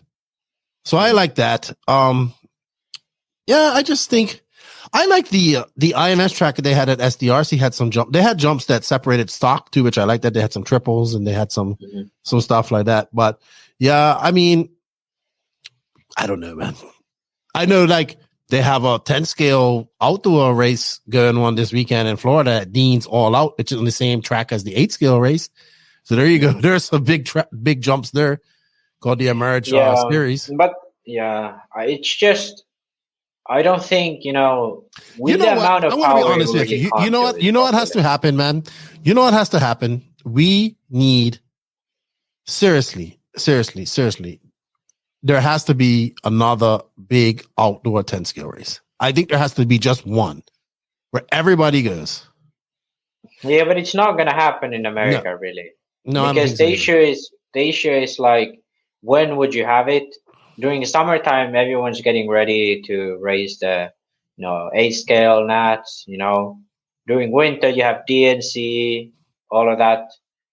Then there really isn't any good time to have. Like, even Hot Rod Shootout used to be quite a big race. Yep. No, it's not even heard about. Yeah. It used to be a big race. I would love to see the Hot Rod Shootout come back. Yeah. That's crazy because it's like it was at the perfect time at the end of the year, I'm going to ask Jimmy about it. Quite of an empty space. There was like top level drivers. Like, all of them Americans went there. Even Naoto was there a few years, I believe. So there was a lot of fast guys there. Testman was there, all of that. Yeah, but it's not existent anymore. Remember the Come Drive With Us and Corey threw Mayfield under the bus? Make sure you send Proline that track. Yeah. No, that guy hates Proline. Ooh. Yeah, he hates Proline. Oh my gosh, he hates him. I think that's it, Max. I think that's all the questions we have for this week. Thank you to everybody that sent them in. We got through this pretty quick this week. Sorry if we missed your question. A lot of them, like, if we keep asking about the top 25, we've already discussed that. So, if you guys can, use that affiliate link, or just say, hey, Nitro, just even if you don't use the affiliate link, just say Nitro is the glory. And thank you to Brent, Lucas, Beach RC, and everybody for all their support. Max, I'm going to go talk to Brent now, and then we're going to come back and we're going to have a little look at DNC. What do you think about that? Yeah. Let's do that. Thank you to Techno RC for the continued support. Techno's got a big gun going into DNC. Woo! That's all I got to say. Do they get their first buggy win? Quite possible. Techno RC. Techno RC is a premium manufacturer specializing in 8th and 10th scale high-performance off-road RC buggies and trucks. Visit www.technorc.com for a complete catalog of their products. Techno RC. Excellence in engineering. #Techno Takeover.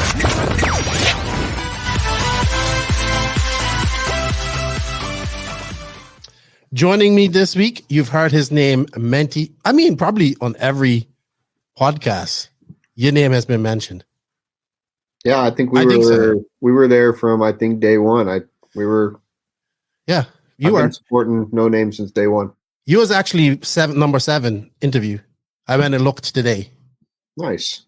So I actually think what I'm going to do is go and take out that audio and put it through my new Magic audio processor and whatever. Because back then I wouldn't even know what I was doing back then. So and then I'll replay it. You've come a long way with your studio. It looks amazing. Your podcasts have been great. So yeah, I can only imagine what it was like back then. Oh, I know. But yours is good too. We're going to talk about Wheel and Trigger. I just listened to the whole Kyle Neary episode, and because I read that dude really interested me, and I like him, and I liked it. It was very good. But if you guys don't know this man, this is Brent Densford. He is the owner of Beach RC. He's a very good friend of mine. We've known each other since about 2017. He has grown a lot, as well as Beach RC and his workers. I mean, Lucas has gotten very popular as well. And we kind of grown along the same time. But I always want to recap, like, when I first met you, and there's this dog, Lola. Say hi.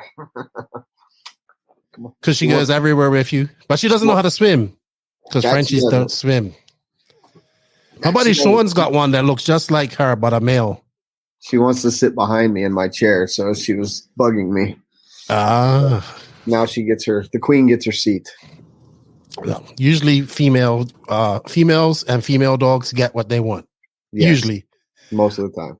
Yeah. So let's recap. I remember when I first met you, it's funny because Joseph and I were coming off the 2017 tour. He was coming to Fall Brawl, and I was like, I want some MIP tools. And he's like, well, I'll talk to Brent. And I'll never forget, I met you at the trailer there, and I was like, hey, man, you should carry some JQ parts. And he's like, well, I like JQ. And then little did I know that conversation would lead to us working together, starting a friendship, and kind of like an RC journey of sense. Both of us, you and your side doing the beach RC, my side with the JQ Racing. Now with this, but we work together. We've traveled a lot together. Not traveled a lot together, but you went out to the West Coast when we went to RCGP. So I was thinking about all that leading up to making some notes to this, and I was like, wow, we have both. You have grown a lot, obviously. Beach RC is huge. It's blown up across America. Obviously, people know about it outside of America. I don't know how much business you get outside of America. It's very hard with shipping. But definitely since 2017 to now, 2023, Beach RC, everything has grown immensely, man. And I'm happy to see that. Yeah, thank you. Yeah, it's been a journey for sure. I think that's the perfect word, is where we were when you and I met and where we are now is one hell of a journey. And it's not going to stop where we're at by any means, but it's been a lot of work, and I've enjoyed every minute of it. So yeah, it is a lot of work. It's funny because Paula Abdul said it the best: opposites attract. And JQ and I are polar opposites, and we worked good together. And probably popular belief would be that we don't like each other after things went south with the Mayako deal. But I like JQ. He's not a bad guy. He says some really dumb stuff, and he acts like an idiot. But I like him. He's smart. There's no doubt he's smart, and he really helped me get to where we're at. I wouldn't say, he definitely isn't the reason we're here where we're at, but along the way, he definitely did help. So I appreciate him for that. I think we helped each other. It was a very good, obviously when the JQ thing started, you filled in a gap, like where we needed to ship out stuff and we couldn't get stuff shipped. And you did a very good job of keeping things in stock and I think at that time, like, that 2018, 2019 time, JQ Racing was banging. It was a lot of stuff going on. I was coming to America a lot, and we was going to races and stuff. So it was a very pivotal time. I don't think we would have ever kept up the amount of people that were buying stuff. I don't think we would have ever kept up with the way we was doing it. So yeah, when the Mayako thing went, like, even though I'm not fully involved with Mayako, I was just kind of like, that sucks. But I understand business is business. I think what really has flourished for you has been the ultimate stuff. That has been the big thing. You have multiple drivers signed to that. That's grown immensely. I remember when you first started that. I remember when you first talking to me about that. And I was like, yeah, man, you got to go for it. Go for it. And I think it's been one of the best decisions you've made. Yeah, I actually couldn't agree more with that statement. I've made some really, really great friendships with the Modelics company. That's very strong. We both have similar respect for each other, and we work real well together. And they've allowed me to do it my way. They didn't, expect anything more than some numbers that we agreed upon. And I believe we took something that a lot of people didn't even know about, and the people that did know about it, it was kind of so dated that it was not even really relevant anymore in the U.S. So I believe I'm proud of what we did. So I'm not gonna sugarcoat it, but I think we've really kicked ass with it. We've aligned ourselves with some of the best racers in the country. We've helped promote the brands to the point where other people around the world have wanted to join. Actually through us, but we only do North America, so we send them directly to Modelics. But yeah, the ultimate thing's just been really, really great, and they keep coming out with great products, and they're just great people to work with. So yeah, I would say that you turned it into your own brand, because it's been in America before. I was under various different companies or distributors. But you took it, you put your own brand into it, you put the Nitro Beast mode to it, you put a soul to it. And I think that's also very important to branding something. You became the face of it. People like Beach RC. And I mean, it's everywhere in America. Like, Yeah, the problem that I saw, and the reason why I felt it was a perfect fit for us was the previous distributors prior to us taking it over were not racers, and this is a racing brand. It needed racers to get behind it, and luckily we're in a hotbed of racing where we're at, so we could kind of like expand that brand from the inside out. And we had already had a really good following of people with the Beach RC brand, but we're not a manufacturer, so we had to access racers that already had deals and already were doing different stuff, and we just had to go out there and prove ourselves. And honestly, early on, the product was good, but it's so much better now with the feedback and everything that we've been able to provide with the drivers that we've got and the team that we've built. We can now go to them and say, this is what we need moving forward, or this is what we want. And they listen, which is really good. They listen, they're willing to work with us. So yeah, the brand needed racers, and we were the perfect fit. Yeah, I'm sure Roger's happy. I got the pleasure of meeting him in Spain. He seems like a very nice gentleman. Like I said, previous years it caught on, but didn't catch on like this. So, congratulations, man. It's good to see. I like, I know when it first started and how you started, and now you have like Fend and Ogden, so that's pretty awesome. Does Fend have input back to you, and do you guys listen to take that input and feedback and send it back to Roger as well? 100%. And Fend and Cole and Seth Van Dalen all have direct lines to them. We all talk on a regular basis together. It's a very cohesive group right now. We already know Cole and Seth are top guys. They're top 25. They're main event guys. But look at Dakota right now. Dude is just on fire. How can you bet against him? So to have somebody that's put that much work in and that understands the product in the sport so well, and to have him on your side is just been a blessing.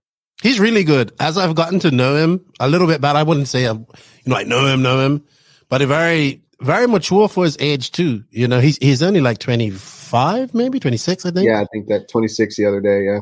So he's been around for quite a long time. He seems to be able to handle the pressure pretty good.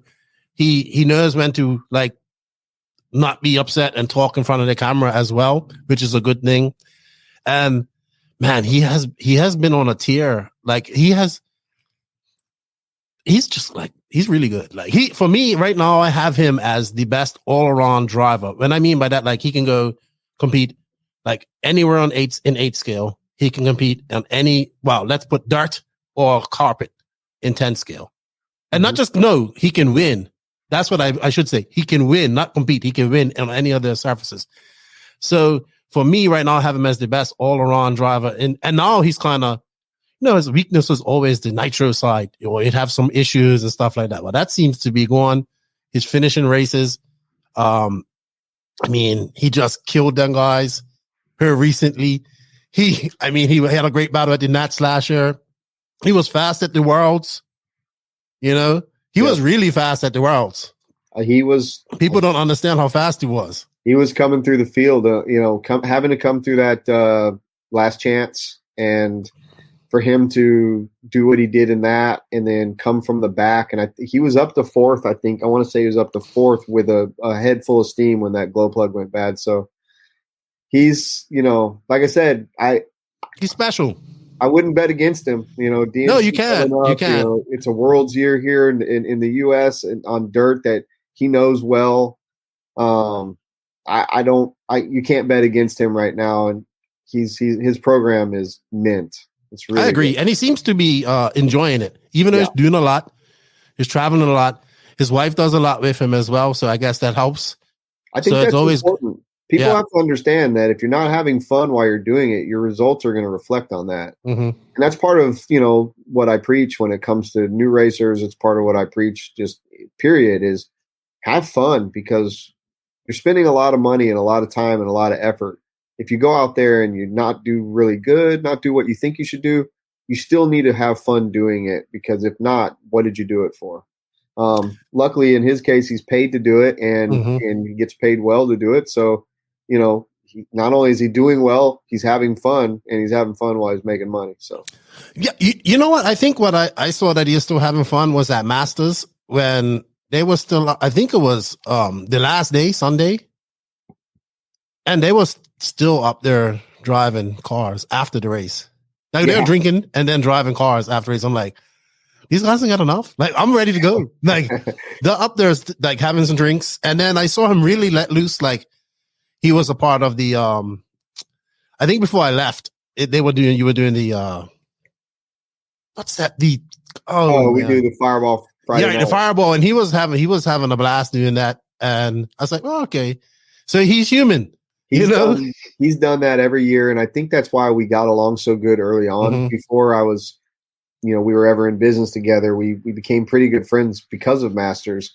And, it's funny you say that he's driving afterwards. The first podcast we ever did on Wheel and Trigger was with Dakota. He kind of piloted that for me.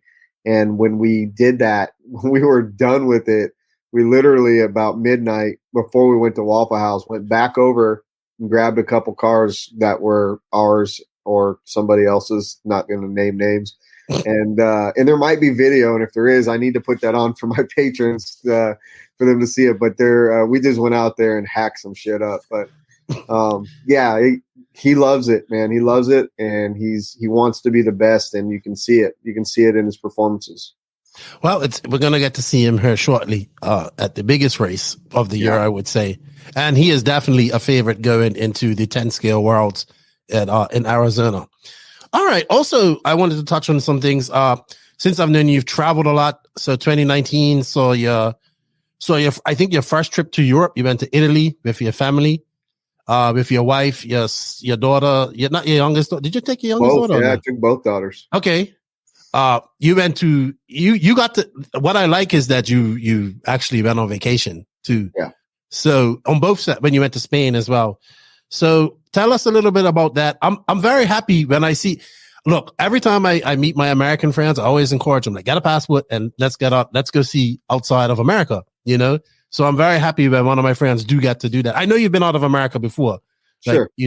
But to get over to Europe, that's like, I remember you being very excited. I was excited for you. I wish I was good. I was like, man, I wish I was good too. But tell us a little bit about that. Yeah, I mean, this business has afforded me to travel and do these amazing things at these amazing places. I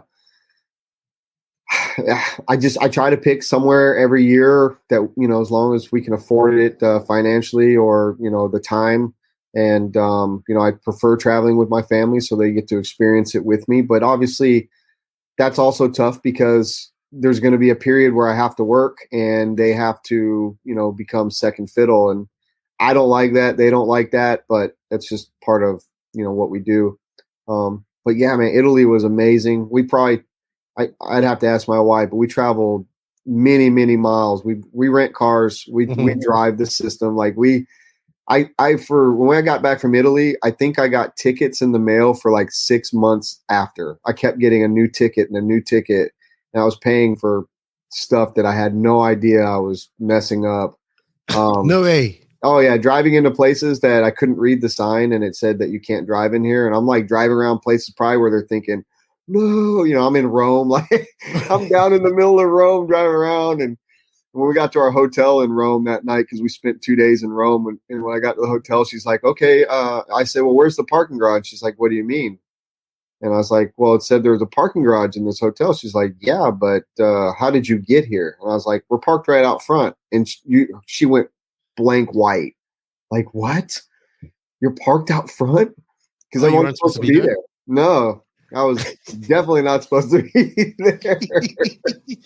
But I mean, that's part of the adventure, right? Exactly. Those are the experiences, man. Like getting past when we're doing like 180 kilometers an hour and getting past going down the highways, Oh, right. Yeah, because there's no speed limits and stuff. Yeah. So it was great. Yeah.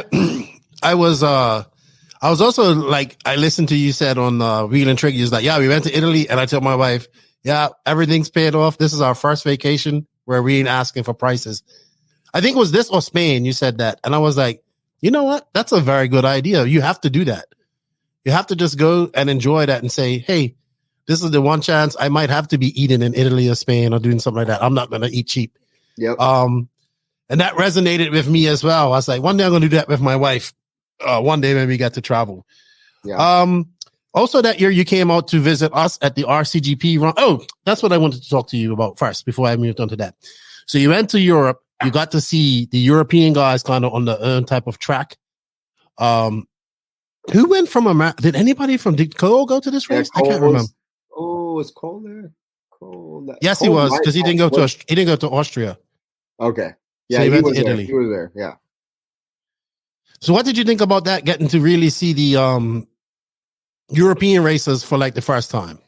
Well, I'll never forget when we had the team owners meeting, and I'm sitting there with, Max and Adrian Bertin and Alessandro and like all these like legends, super legends, and these guys that are all have very, very harsh outlooks on how things are supposed to be, very Formula One-ish, and I'm sitting in this meeting, and it's in if you can remember back, Barufalo was my number one guy, and then I had Marco Ravaglia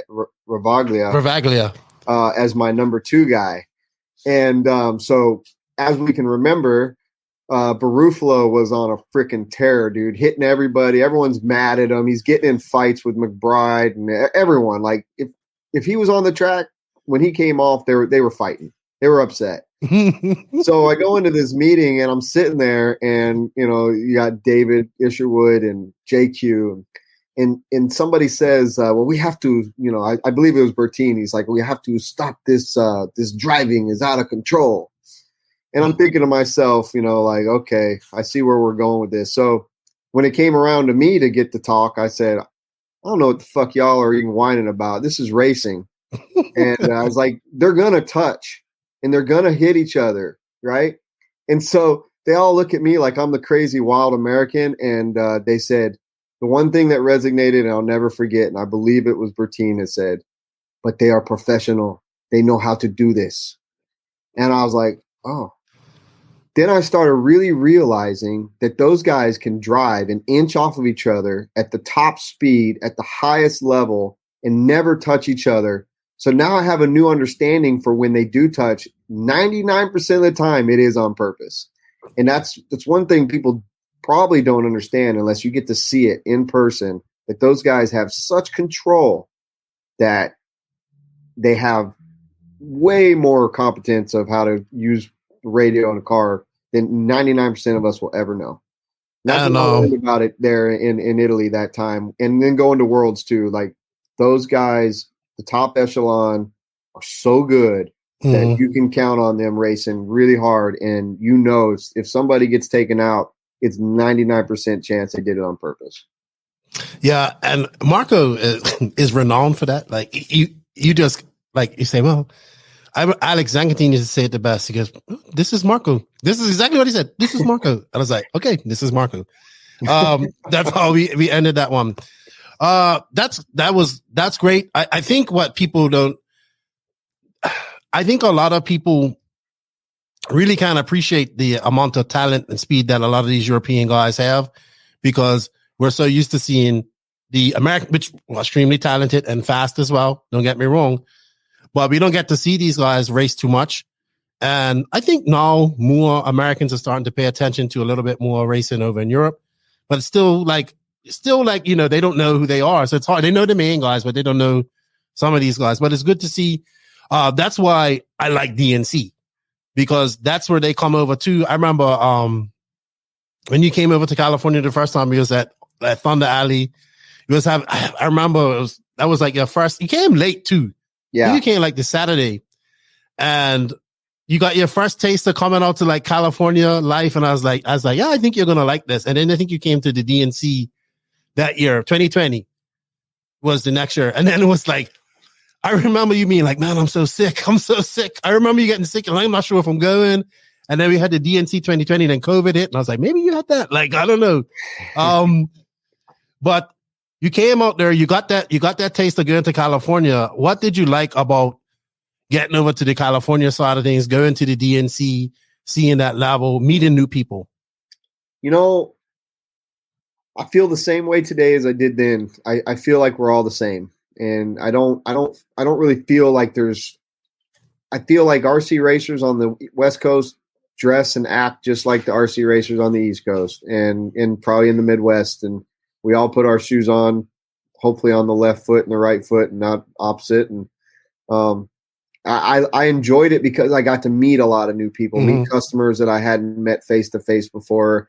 I got to see a different side of the country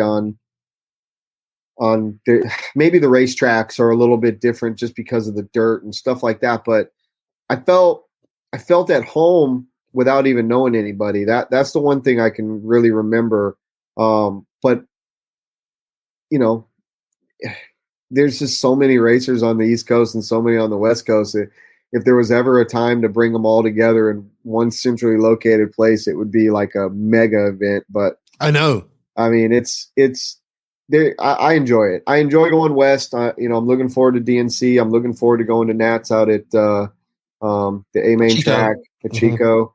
I really appreciate the work and effort, people put in all over this country. So I'm going to actually try to travel a lot more this year domestically, try to get to some places I've been wanting to go to. And then, continue that trend on as we keep going. But I feel like it was, I felt like I was just going home, just meeting new people. Yeah. I think people don't realize how big racing is in the Southeast. It's huge. I would say it's probably bigger than California in that area. I have had the privilege of getting on there and meeting a lot of people in the Southeast. I like California too. Don't get me wrong. It's two different types of tracks. There's a lot of good guys out in California too, as well. A lot of good people that go to DNC. I really would like to see more of I know there's a lot of the Southeast racers that always think, well, I can't go out to California and I can't do this. Yes, you can. You can come out there. You can do it. I like to see you come out there. I like to see those guys come more over to the Southeast as well, which they're starting to do. They come to like days races and stuff like that. But I really enjoy my trips to California. I enjoy my DNC trips because that's where we see the best of the best race, I think, every year.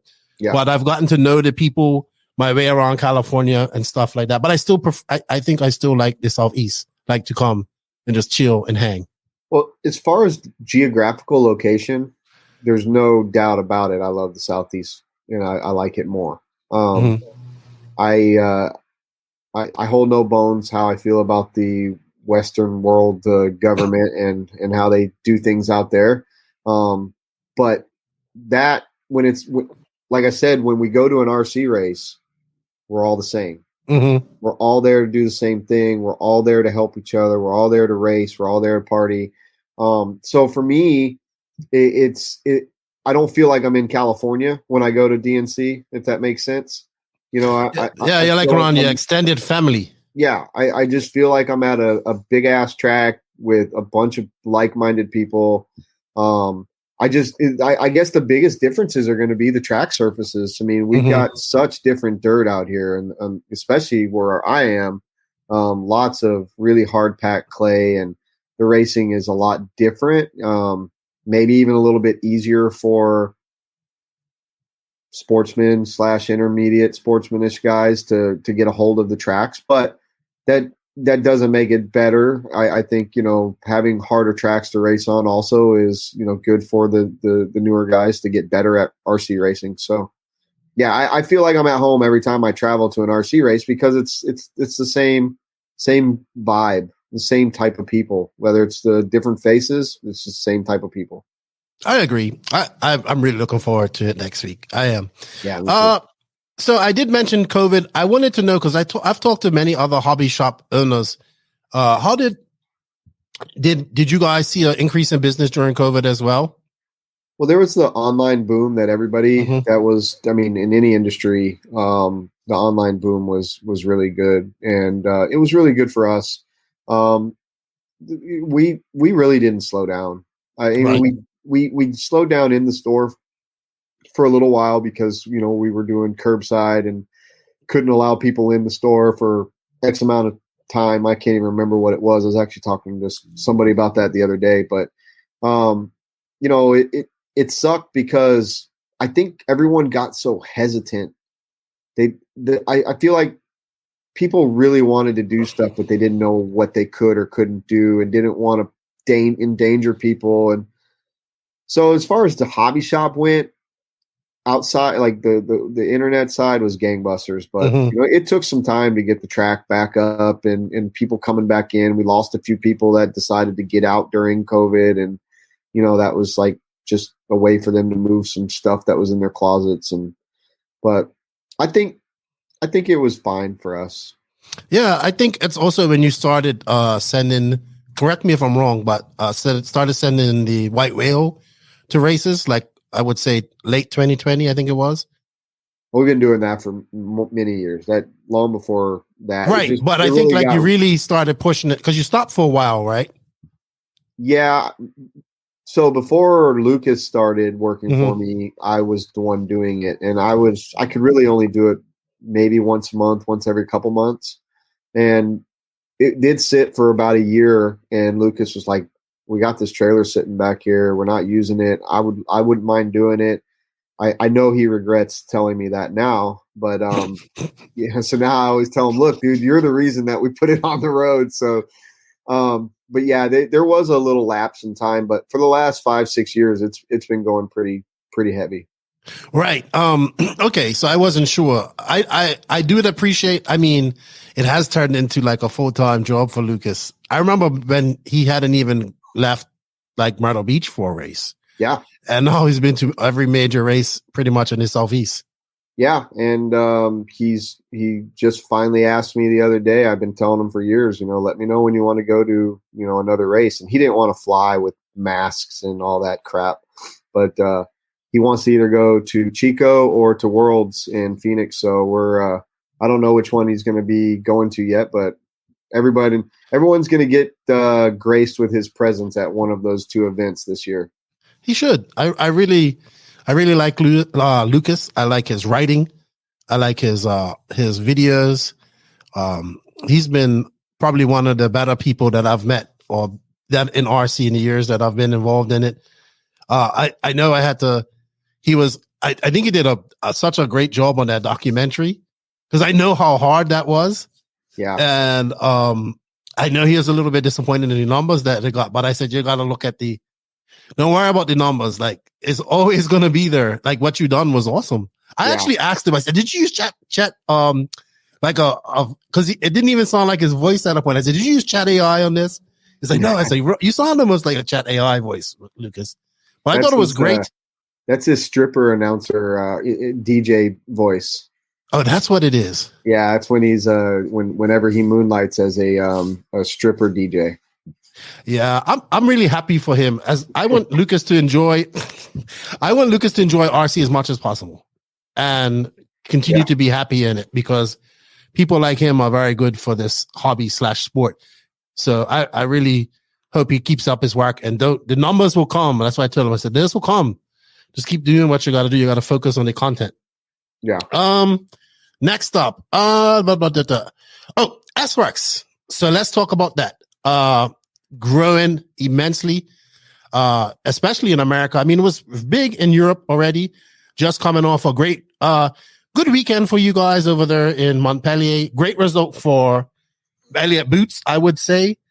I still think that Canas needs to find that something to beat Ongaro. I think a lot of people need to find that something to beat Ongaro, to be honest. Yeah. But JCC super fast. Boots was good. Over on the American side, you have Born Horse who's looking really good, putting in a lot of work on the 10 skill side. He's probably taking a little break now. Well deserved because he's been busy. You got Heckert who looked good at the end of the season. Excuse me. Lime's out there doing good. Just signed Tanner Danny. You still got Tanner Danny. Yep. And Brandon Rose, who I think was a great pickup, who I think is going to excel really well. But not only that, I'm seeing like local fast guys like Olsen.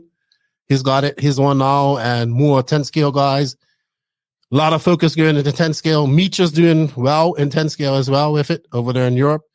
Tell us a little bit about that. I think Tim Lime's been very good. I think you're doing a good job. Tell us a little bit how that's going.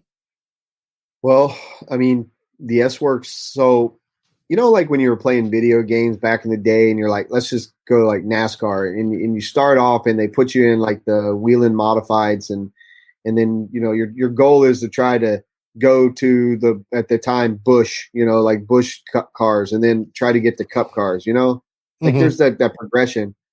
Well, JQ for us was kind of like running a modified series, it was like that. Got our feet wet in having the proprietary chassis brand in the house. That was the lessons we learned about dealing with people, dealing with the team, stocking product, whatever. And I would say, we skipped everything in the middle and went straight, to the top as far as upper echelon. And the S-Works thing has been just great. The challenge for us has been being a smaller brand, a smaller company, and stocking everything we need for all the versions of the cars that they have right now. So, they've got 2 10-scale vehicles, which one's brand new, and then 4 A-scale vehicles that are very, very new, very up and coming, very desirable right now. And just trying to make sure we have enough, and then also dealing with shipping logistics and stuff, which is just going nuts right now. The price of overseas shipping is stupid. The Chinese New Year really slowed down production as it does every year. So now we're like, we're just learning, and everything that we learned before with the JQ product is taught us to, be better with what we're doing here. But as far as the product, the quality, the team is awesome. I learned at DNC last year how amazing the team was, so cohesive, really, really work good together. Everybody under the tent is having a good time. Tim's a great team manager, keeps us fed with snacks, drinks, asks if we need anything, helps on do the dirty work, cleans tires and crap like that. Very, monthly meetings online, very, everyone's just so willing to help. Everyone's trying new things. The feedback has been really good. Adding Brandon Rose has been amazing. I think that, we're going to see some big stuff out of him this year. And then we work real good with the Europeans, and the Australians, between McBride and then now Ben Sterling getting on the cars. We've got a lot of feedback, it's really, really good right now. And S-Works was already one of the number one brands in Europe, if not the number one brand. And to have someone like, JCC really killing it, and having Elliott Boots and all his knowledge and expertise from all the years he's been doing it. These new kids, Valente and Valente is WRC now. Oh no, I'm sorry. I always say it wrong. Polito. Pariente. Pariente. Daniel and Adrian. Yeah, he came 6th this past weekend. Yeah, and they're young. Yeah. I mean, they are super young. So, him and his little brother, they just really, Polito too. I'm not trying to leave him out, but just a really cohesive group and a lot of support. So I think it's been really good for us. We're going to do our best to make it even better for everybody else as we grow the support on our end. I haven't seen it grow this much ever in America. Even when Amen had it, when they had a Tsushihara and all that stuff, I didn't see it grow like this. So I don't know how Tim Lime does it, because he has like a full, I mean, both of you work extremely a lot, but he has like a full-time air conditioned job, a track, and does this. I don't know where he finds time to sleep. But I can say the same thing about you as well. But it's really good to see. But I think where I'm noticing it is like, I can see it on a regional level, different people picking it up, it's not about always the top guys. It's okay. I know this guy, he's pretty good here. He's pretty good there, and I see that happening and getting in hands of a lot more people than I've ever seen it. So it's funny because I was thinking about this, comment like us thinking about brands and how 2023 is, and maybe some brands aren't as strong as they were last year, you know? And I'm thinking about, hey, S-Works going into this year and going into like DNC probably has one of the strongest teams as well in the world, like compared to like the stronger than, I would say, the Mugen team right now, the stronger than obviously the Kyosho team. I would beg to say they're stronger than the HB team as well. They got like, obviously you got Techno with Mayfield, Fend on TLR, and then you have to throw in Runafalk with Mayako. Those are the three challenges. But I think like going into this YouTube, it's like the companies that were going into this DNC, the companies that were smaller years ago are now coming in as more of the favorites or dominant teams. Like I'm pretty sure like the S-Works tent is going to be, last year it was packed. It was like a lot of people there. Yeah. So it's good to see. And I know how hard that is. I know how hard it is to do that. Yeah. I mean, you and I, we worked, that was like what we did together with JQ is like, how do we make this team grow without putting everybody on a deal? You know, the retail is just as important as getting good team members that are paying, you know, less than retail. It's a jaded world we live in, and this industry is just so crazy. But getting customers is one of the hardest things you can do in this industry, especially for a chassis. And S-Works is doing it right now. And I attribute a lot of that to our team, the guys that are out there putting in work every week. And then I attribute that to Tim. I believe that we have a big part in it just because we stock stuff very well. You know, it takes an army, and right now S-Works has an army. We're building a big army. I can't hear you. Yeah, I was muted. Sorry. Fully focused on 10 scale too. Lots of work going into the 10 scale program. Yeah, so that was real big. I knew right when we were getting ready to bring on the distribution that they were working on a 4-wheel. We didn't know when it would come out. They just were releasing the new 2-wheel. The A-scale buggies were both pretty new. They came out during COVID, so they've only made some running changes. They don't have plans right now for a new platform. So I knew that was good for us. We could bank on bringing in a lot of the parts and the products. So the 10 scale side of things, man, I mean, their carpet program is off the chain. It's so good. We're working on the dirt side here. Obviously it's way more prevalent in the US than it is in Europe. But yeah, the cars are great. The new 4-wheel drive is very modern, very, very well built. I mean, it's up there in price with, the upper cars, the TLR, the X-ray. Yeah, but it's earned that. It can be that price. It's a major brand on the market, just like anything else. But it's really good product too. Yeah. That's one thing people have to understand. I mean, there are a couple brands that you don't really know the quality, but this brand I can tell you right now, and I'm not just saying it because I sell it. I'm saying it because I am the number one biggest test dummy when it comes to strength testing of these cars. And I have killed my A-scale car. Literally, I have done things that would have broke on almost anything.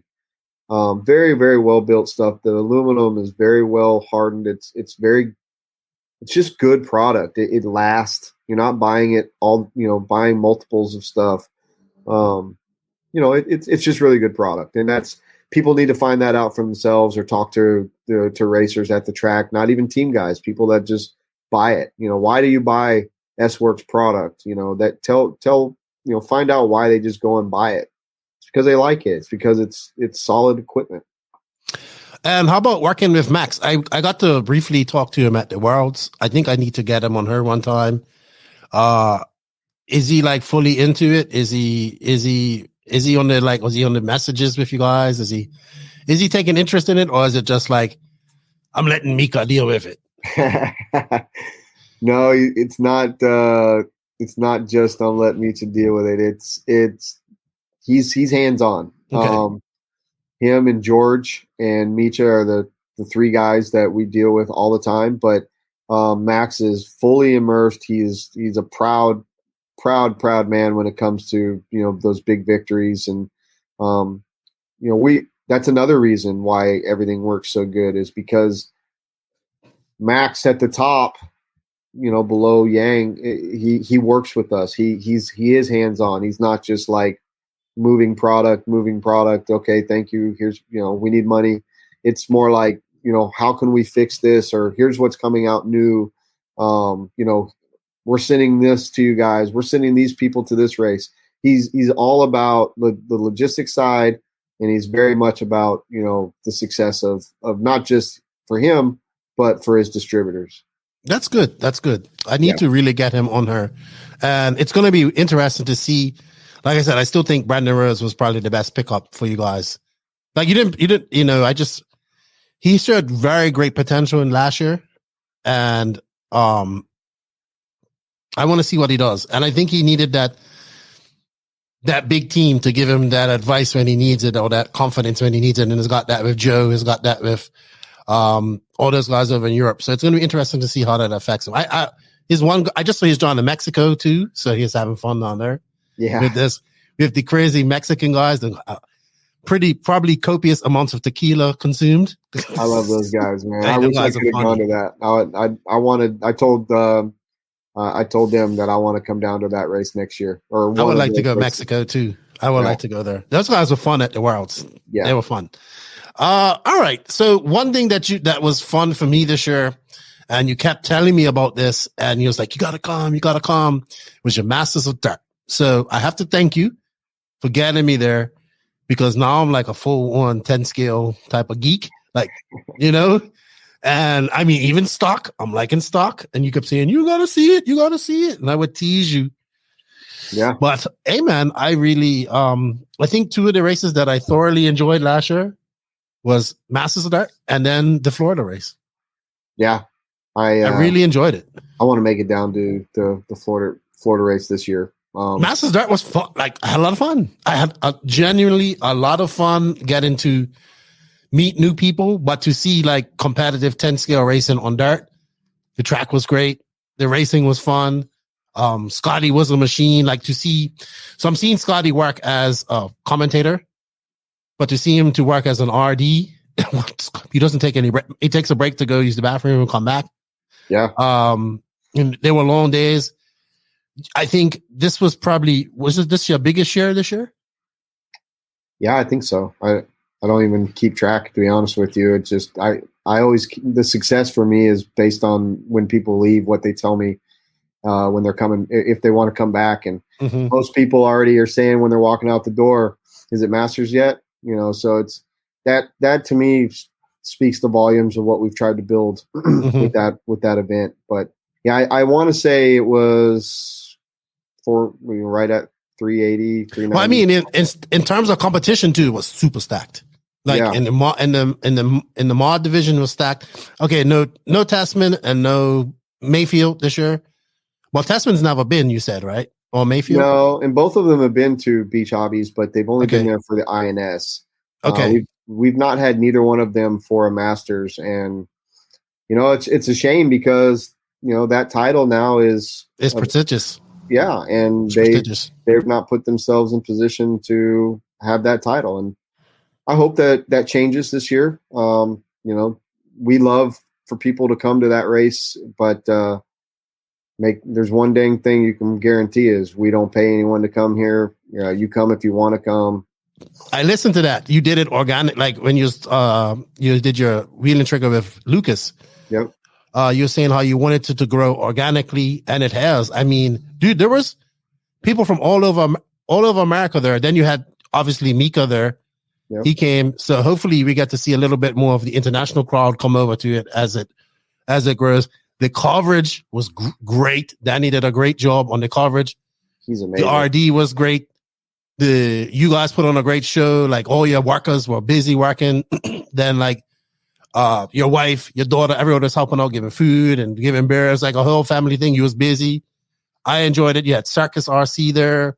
You had Hannah there.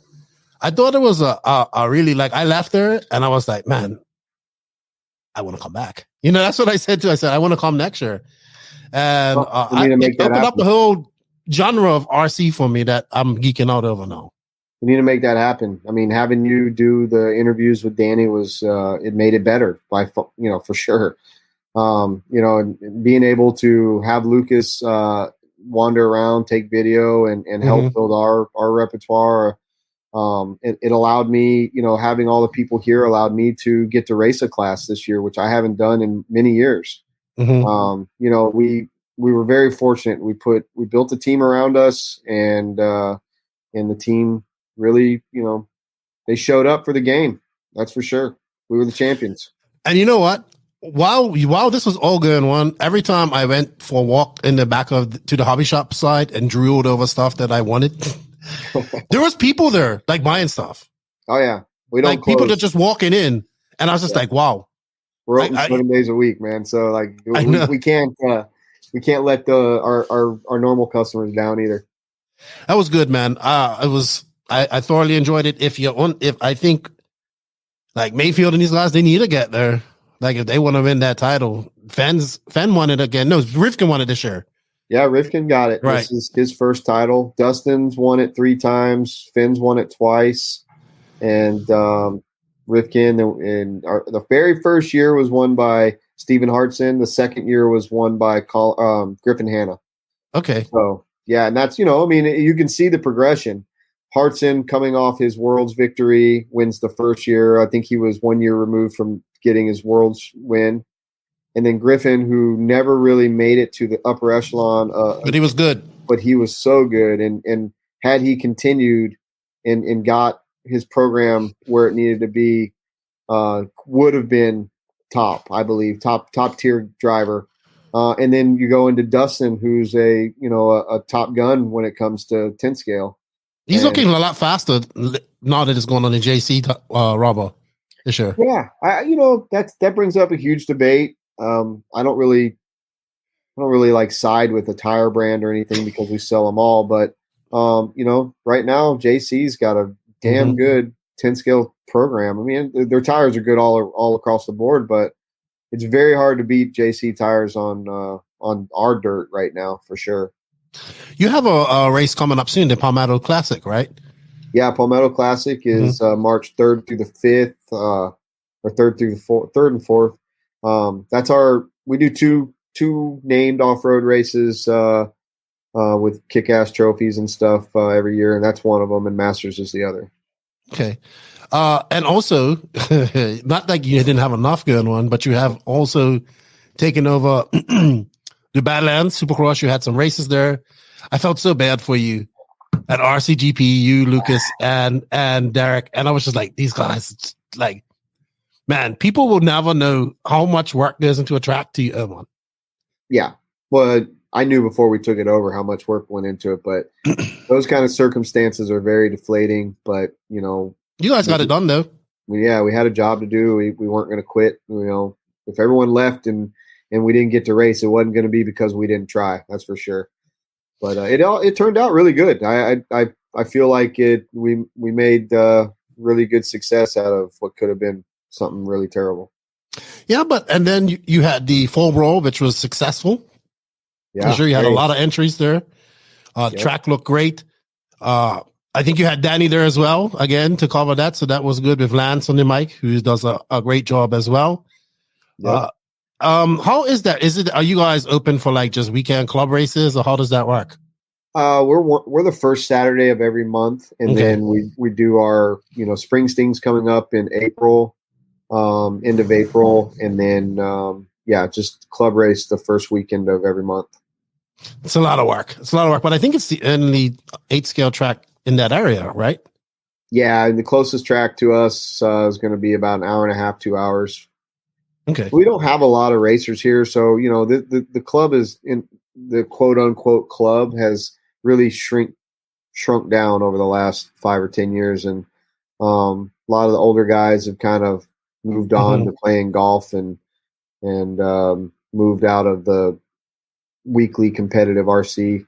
And then there's been a lot of new tracks opening up around the Carolinas, which makes it tough on someone like us because we're a destination place. It's it's not cheap to stay here in the summertime, and if people can drive a half hour to less than 2 hours versus maybe having to drive 3 hours to come here to club race, they're going to stay home, and we get it. That's just part of it. Are you still? I remember you saying that you still got a lot of business during the tour season. Do you still get a lot of that walk-in business, or you still advertise to like the hotels and stuff like that? Yeah, that's part of our annual marketing is to advertise to the tourists. We do a lot of Traxxas / rentals, and then when they walk into our hobby shop, we have a lot of everything that we stock. So, I know. You know what? I have never been to Myrtle Beach in the summer or in that time period yet. It's always been off season, so I have no idea what it looks like there during peak season.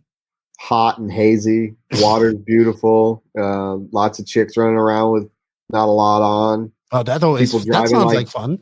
People driving like idiots or driving like this or like all over the place. I mean, it's terrible, but I love where I live, and I would not change it for anything. It is. It seems to have a lot of people that aren't from there living there as well. When I moved here, I found out that the saying is everyone from Myrtle Beach isn't from Myrtle Beach. Oh, really? Yeah. So it's a lot of transplants. You get a lot of people from the Northeast down here, like Jay Zellner and now his buddy Naboso just moved right up the road, and he did. Yeah, I think he's like in Sunset Beach or something like that. He's about 45 minutes to an hour from here. I haven't seen Matt for a minute. Yeah, but the Northeast likes it down here because they can make profit on their house, come down here, buy one for cash off what they made up there, and then their property tax is like nothing compared to what they pay up there. So it was funny because when Nick had to come, Nick from TZO, he came for RCGP. He had never been to the East Coast, right? Yeah. He could not believe how cheap it was in South Carolina. Oh yeah. He was like, especially that time of year. What? He was like, I feel like I'm on vacation. It's so cheap. I said, well, you're from California where everything's expensive. Yep. So that was cool. Actually, we had a lot of fun on that trip. Speaking of RCGP not happening this year, thoughts on that? Yeah, that's kind of how I feel. Honestly, I've tried not to think about it too much. I'm bummed because the writing was on the wall for me. I felt like how the things went this year, and I'm not taking anything away from David or anyone behind the scenes that had to do the work, but it just felt so unorganized compared to the first year, and I wanted it to work just as bad as anybody that was invested, but it just didn't feel right this year. I don't know what happened. I don't know, the lapse in time, taking that time off, but and the pay-per-view, I think hurt it a lot. Well, I mean, that to me was single-handedly the most detrimental thing to if it's a demise and it's gone for good, I think that's what killed it. I think people saw that as a money grab and were like, I'm not paying more to watch something once every couple months than I'm going to pay to watch stuff at my house every night. Mm-hmm. And, there comes a point where a dollar value means something. I get it where people are going to pay $100, let's just say. I don't even know what the motocross thing is to watch Supercross or to have the pay-per-view stuff, but you pay that, but that's something that they get to see every week for like 20 weeks.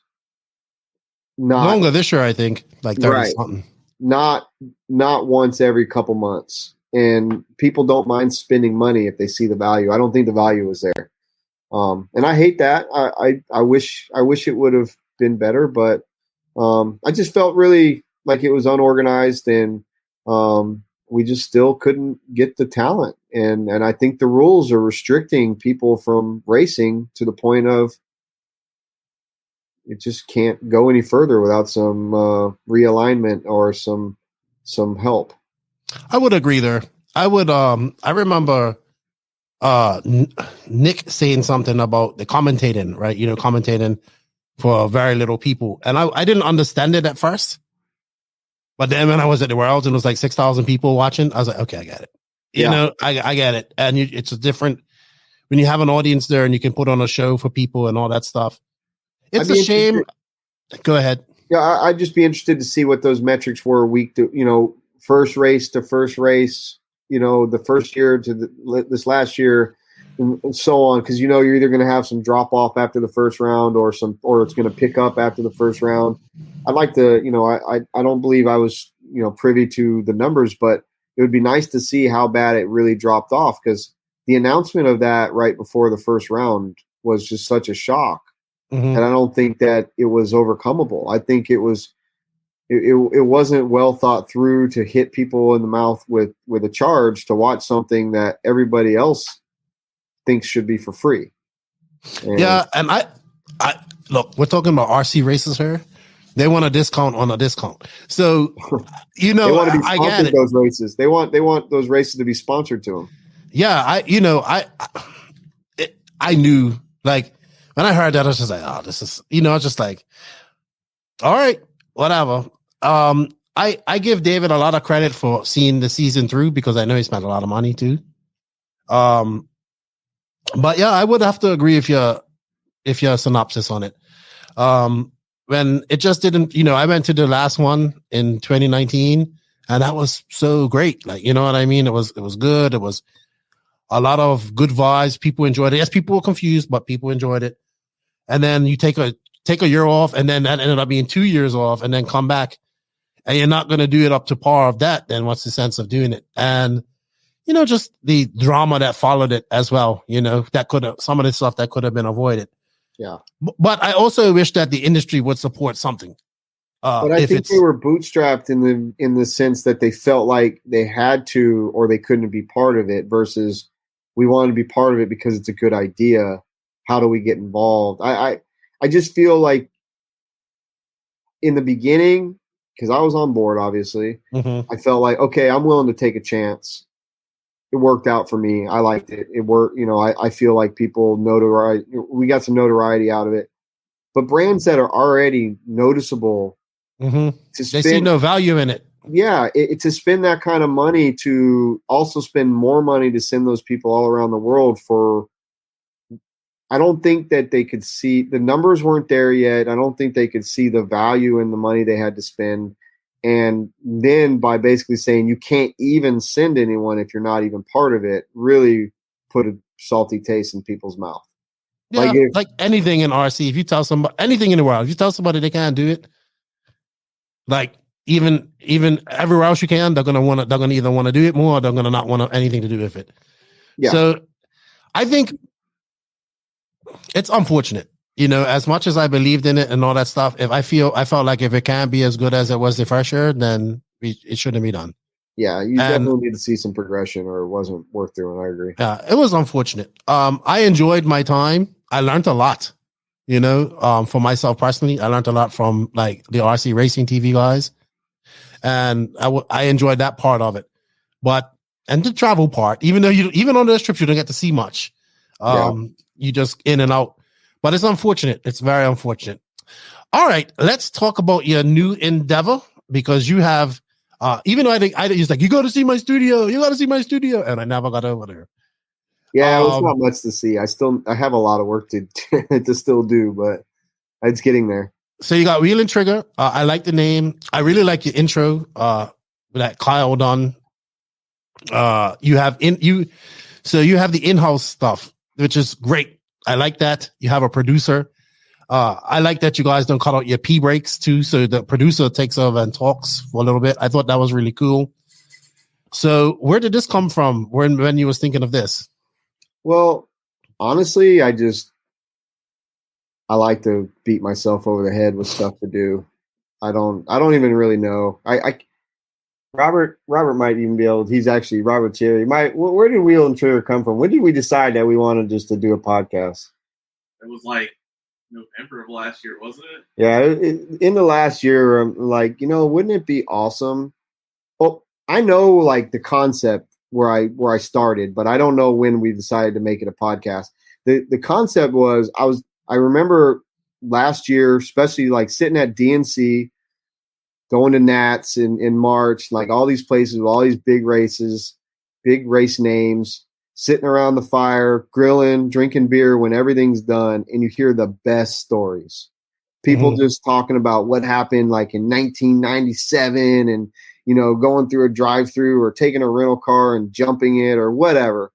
And the concept in my mind was like, man, I need to start bringing a camera and I need to film these and just, I was going to call it something like Talking Shit with Racers or Sitting Around the Fire with Racers. It was going to be like just funny or stories or whatever. But then in my mind, I'm like, there's no way that these guys are going to tell the same stories if they know I got a camera rolling. So like, and I would, I can't not tell them that I'm filming or, they'll never tell their story around me, like that's not what I want. So I got to thinking like, what's the best way to get people to tell me stories, to hang out, and whatever. And I wanted to do something kind of Joe Rogan-ish, I wanted to be able to sit here and drink beer, take shots. Someone want to smoke cigarettes or cigars, they can smoke whatever. I wanted it just to be a free feeling environment where there was no judgment, where, it was kind of disassociated with Beach RC in a sense that this you can be you. And it's not really official, even though, people are going to hold you to whatever you say. I just wanted that real comfortable environment where boys could be boys or girls can be girls, whatever. And hang out. Yeah, I like it. I like I really like the in studio stuff. It's not, I know you can't do every podcast like that, but I think it's a really cool factor. I keep going back to Kyle Neary because I think that's my favorite one so far. That's good. I think maybe, just listening to his story, was really good. And how comfortable he was. I even messaged him. I think I was talking to him yesterday. I said, I really liked your podcast. Are you enjoying it? I love it. And it's stories like that, like learning more about the people outside of the industry, that really make it worthwhile. Kyle is a perfect example of, I've been to races and hanging out with him and you would never think that Kyle Neary would have a story like that. He does not look like that person that has that type of story. And I knew that he was in video production, obviously, but I had no idea, to what extent that Kyle traveled the world with some of the, top EDM people ever. But just going back to like the first one with Dakota and just sitting there and learning, what he does when he's not racing. A lot of people don't understand that these people, we look at them as like, wrench race. They're human, and they're just like I said, we're all the same. They also want to cut their grass, or they also want to, go out to dinner and do stuff with their family or whatever. But this is a very time consuming and grueling industry for the pro guys. A lot of people don't understand, and be careful what you wish for, you little young bucks. Y'all want to go race RC cars for a living. It's a lot of work. Make sure you're prepared for the work that comes, because it's not just a fun job.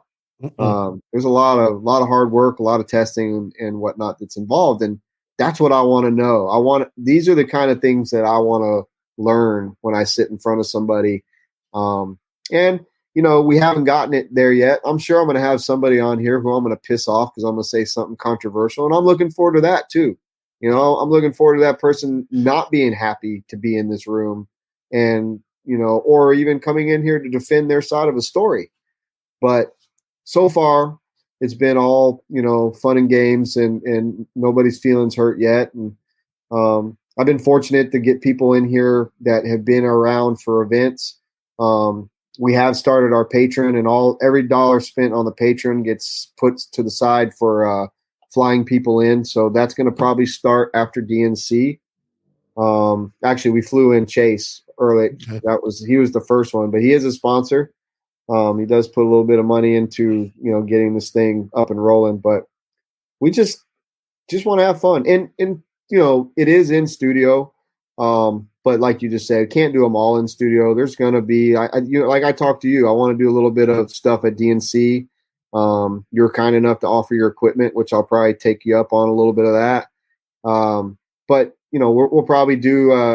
Robert and I, my producer, we've been talking about doing like maybe 1 or 2 live shows a month where we take callers and shoot the shit, and maybe bring on one or 2 guests during those. So, but the whole concept is built around in studio conversations.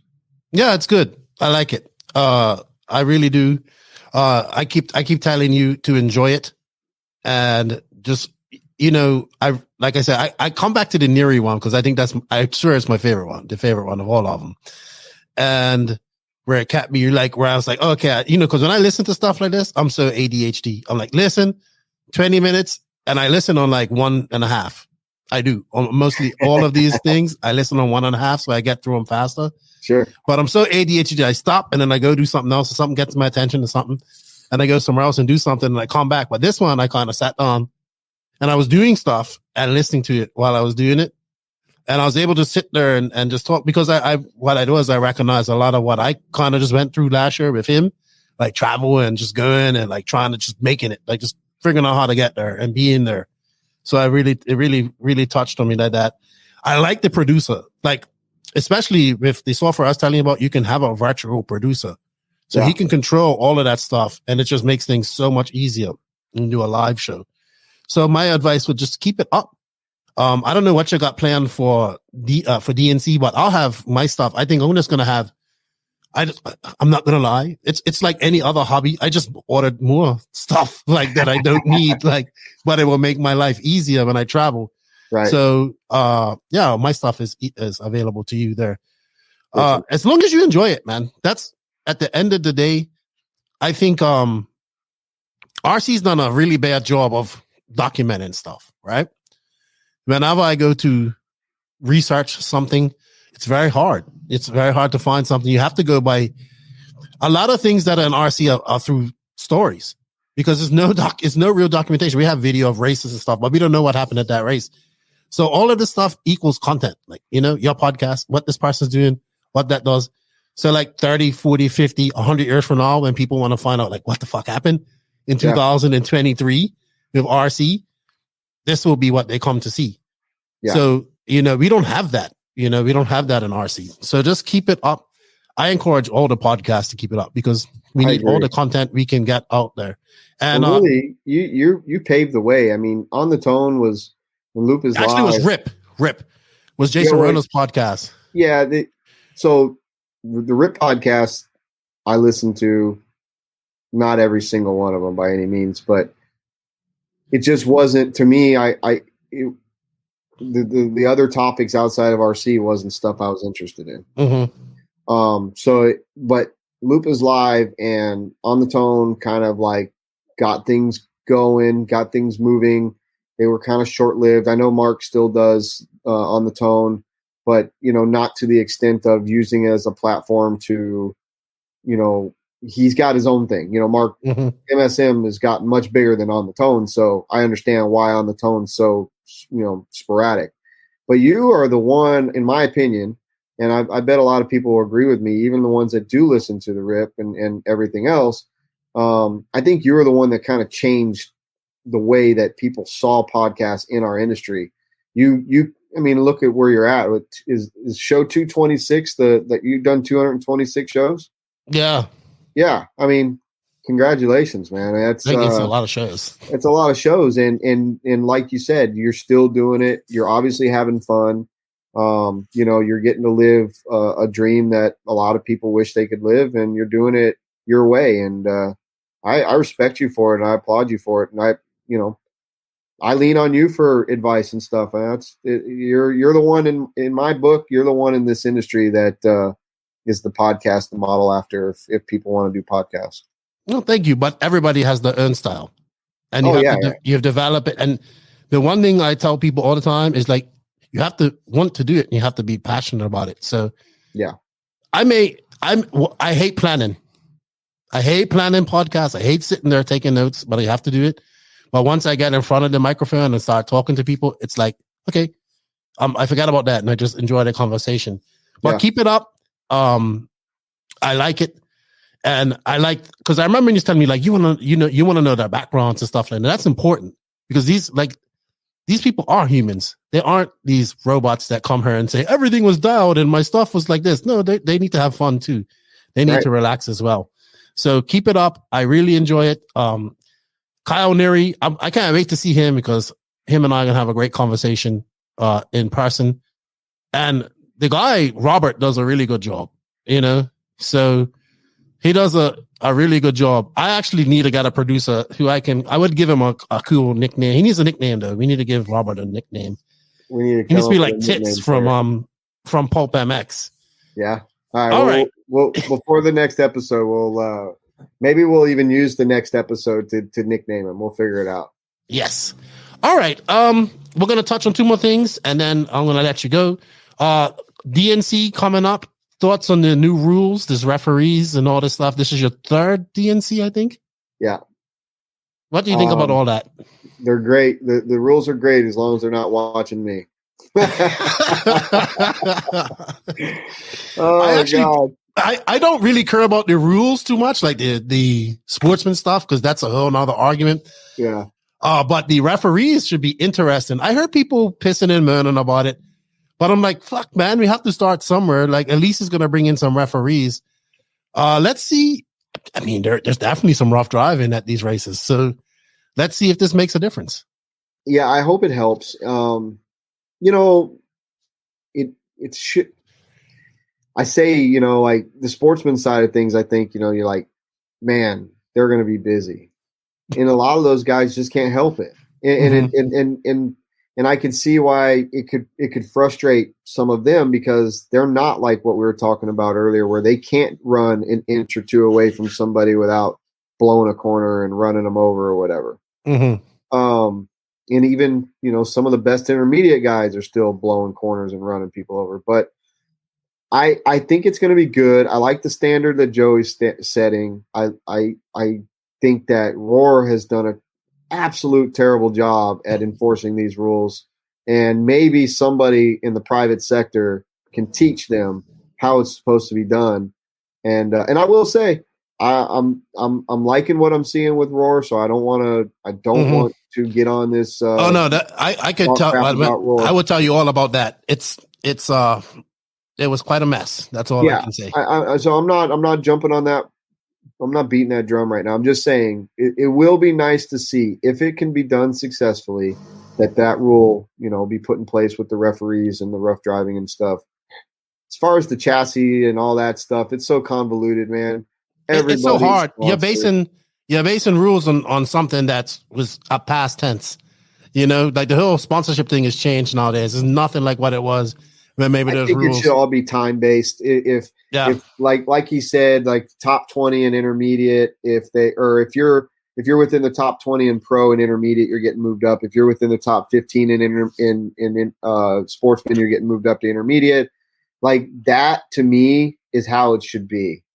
The sponsorship, every single person out there at DNC has a sponsor. Maybe not 100%, whatever, but every single one of them. No one's coming that is just getting into the hobby to race DNC.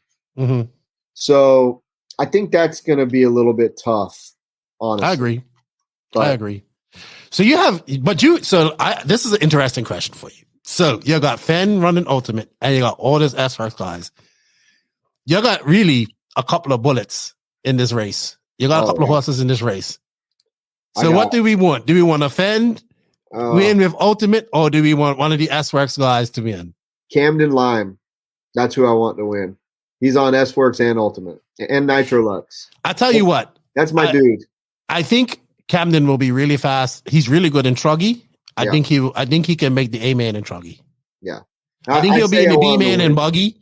It's going to be hard to get into the A-Man, but in Truggy, he's flying. He's flying right now. And, Camden's been putting in a lot of work. We've been so hard on him as his friends, not just people that work with him. Like, we talk so much shit to him. He's old enough now. He's 18 now. But he takes it. And, he uses it as fuel. And he's been working hard. He's been building kits for other people.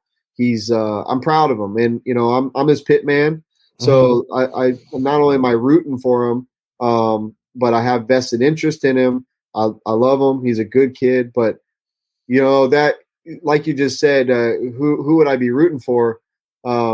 It's kind of like choosing one child over another.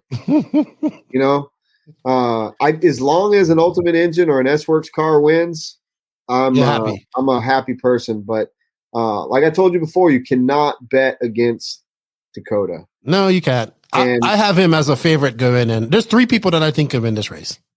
Tell me. I think it's Fenn, Mayfield, or Ronefeld. That's the 3 people. No, that's not saying nobody else can win it. No, I know what you're saying. But those 3 stand above everybody, in my opinion. And out of those 2, I think right now, and the only reason I'm picking Fenn and Ronefeld is because they're more comfortable on their new, they've won that program longer. Fenn obviously longer, and Mayfield still, I think, working out the King City Techno. Not saying that he can't win. Yeah. But I think there's 3 guys. I think in the world, there's 3 guys. Well, sorry, it's 5 guys that I think are above people. And this is no disrespect. There's 5 8-scale races that I think the heads above people in other. It's those 3. It's Fenn, Mayfield, Ronefalk, JCC, and Ongaro. I think those 5 can show up to any race. I think a potential threat to win. And even in that 3, in that 5, there's 3 of those guys who I think can go to any type of race and do well. You know what I mean? So it's even a division. How do you think JCC is going to do at this one? It'd be very interesting to see. Did he come last year? Okay. So I remember at I think he went to Silver State. He didn't do too well, I think, that year. So it'd be very interesting to see how he does, because I think it's a shame Ongaro isn't coming. I would have liked to seen him come, but to be honest, he hasn't really set the world on fire at DNC. I think JCC can still do good. I think the issue with guys like JCC will be nighttime racing and how much the track changes at DNC with the weather and stuff like that, and how rough it gets, because it's a very unique race. And a lot of, like, I remember Hampus and Pecco when we was at RCGP, first time ever driving on the lights. Yeah, I remember that. So I think that's a big issue for a lot of the European guys. They got to get over that. They got to figure it out. And it's a hard race to win, and everybody's on the A game at that race. So yeah, it's going to be hard, but I think he can, I think a top 5 is feasible or more. And I think Joe is a dark horse as well. After how he was doing last year, he can do really well.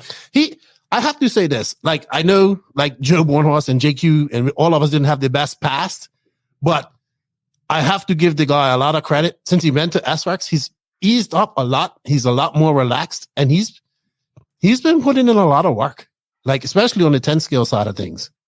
It goes back to when you're having fun, you do better. And yeah, he seems to be having fun. I think that he's in a camp with less Chiefs and, more Indians. So he's definitely, one of our top guys, and he works good with everybody else, and people look to him for advice. So, he's in a really good spot. He's happy, and his program's good. So, yeah, I would not count him out by any means. I wouldn't count him out. I think he could win it. I think he could win it too. Yeah, he can win it. I agree. He was good last year, very good last year, so he can win it. Yeah, he would be a great win for him. TQ'd E-Buggy last year. Yeah. It's just hard to beat those guys. Those guys like Fenn and Mayfield when is on, like Mayfield and Fenn and Mayfield have beat everybody in the last 2 years in America. So the difference is for, like, people like Fenn and Mayfield is they are there all week, the week before, testing at all the tracks, running every day. I mean, there's not a lot of people that can do that, afford to do it or have the time to do it.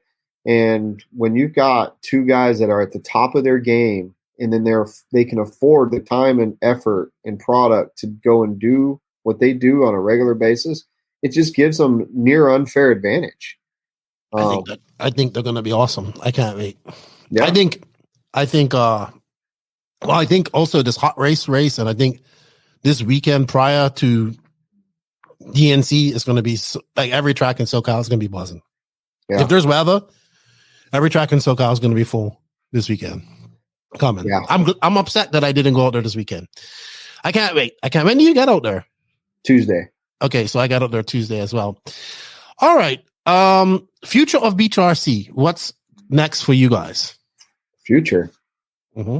Shit. Thinking about tomorrow. I don't know much past that. We're going to do the same thing we're doing. We've been going through a little bit of growing pains in the last year, especially because of the S-Work stuff. Our inventory is busting at the seams, so we're trying to figure some stuff out there. But right now, we're healthy, and the company is profitable, and as long as we're still doing what we're doing, then I don't see much changing in the near future. But I do have long game goals, and I think we're getting closer to being able to start chipping away and achieving some of those. So at the moment, we're going to just be Beach RC. We're going to find new ways to make people happy when they get our packages. We're going to go to new races, new racetracks.